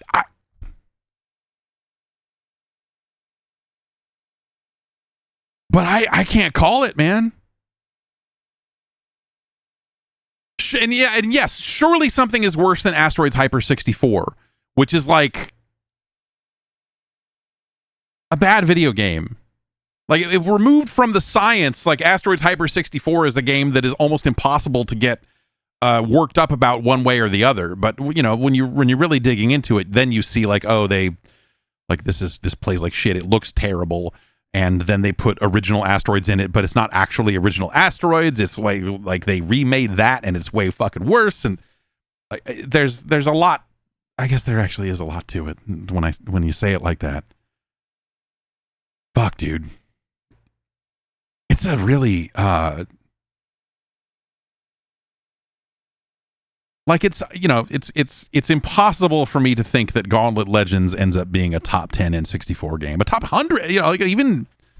But then you scroll through the list of games and just like at a glance look at the N64 library, and you're like, oh well, I don't know, Armorine's Project Swarm, fucking Arrow Gauge, California Speed, Buck Bumble, Charlie's Blast Territory.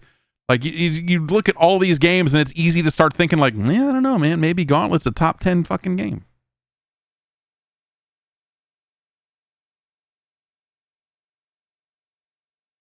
Yeah, it's what a fucking bizarre console. Tom and Jerry in Fist of Furry.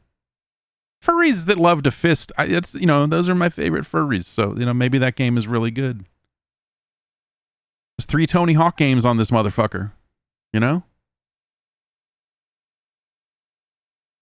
If you like songs that have been reduced, that's, I'm trying to think. So, before we go here, which I do have to go, someone did suggest Tony Hawk's Pro Skater 1, and so we'll probably take a look at that pretty soon. I am thinking, because of the licensed soundtrack thing and how that's just a fucking hassle to deal with, and I don't want to deal with it across multiple videos, that I might just take all 3 Tony Hawk games in one go. We might just have a special Tony Hawk episode.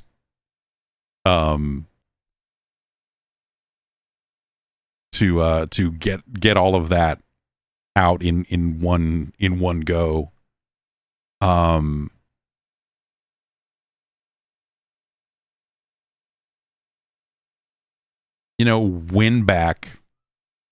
Winback's a game you're tempted to say, oh, Winback's fucking all, yeah, Winback will be cool. Like, Knife Edge Nose Gunner? There are 2 Gex games on this fucking thing. Oh, we're doomed. Gauntlet Legends top 5 N64 game. Here we come. Because it ain't going to be Biofreaks, right? It ain't going to be Automobili Lamborghini. Is it? Maybe it is. That's the magic of the science. Come on back. We'll keep doing it. Head over to jeff.zone for more of this and more information, and you can join the advisory panel and suggest some games and all sorts of stuff. Ad-free version of the podcast, and so on and so forth. Have a great weekend. I'll be back on Tuesday with said podcast. So have a good one. And have a good one. In conclusion, have a good one.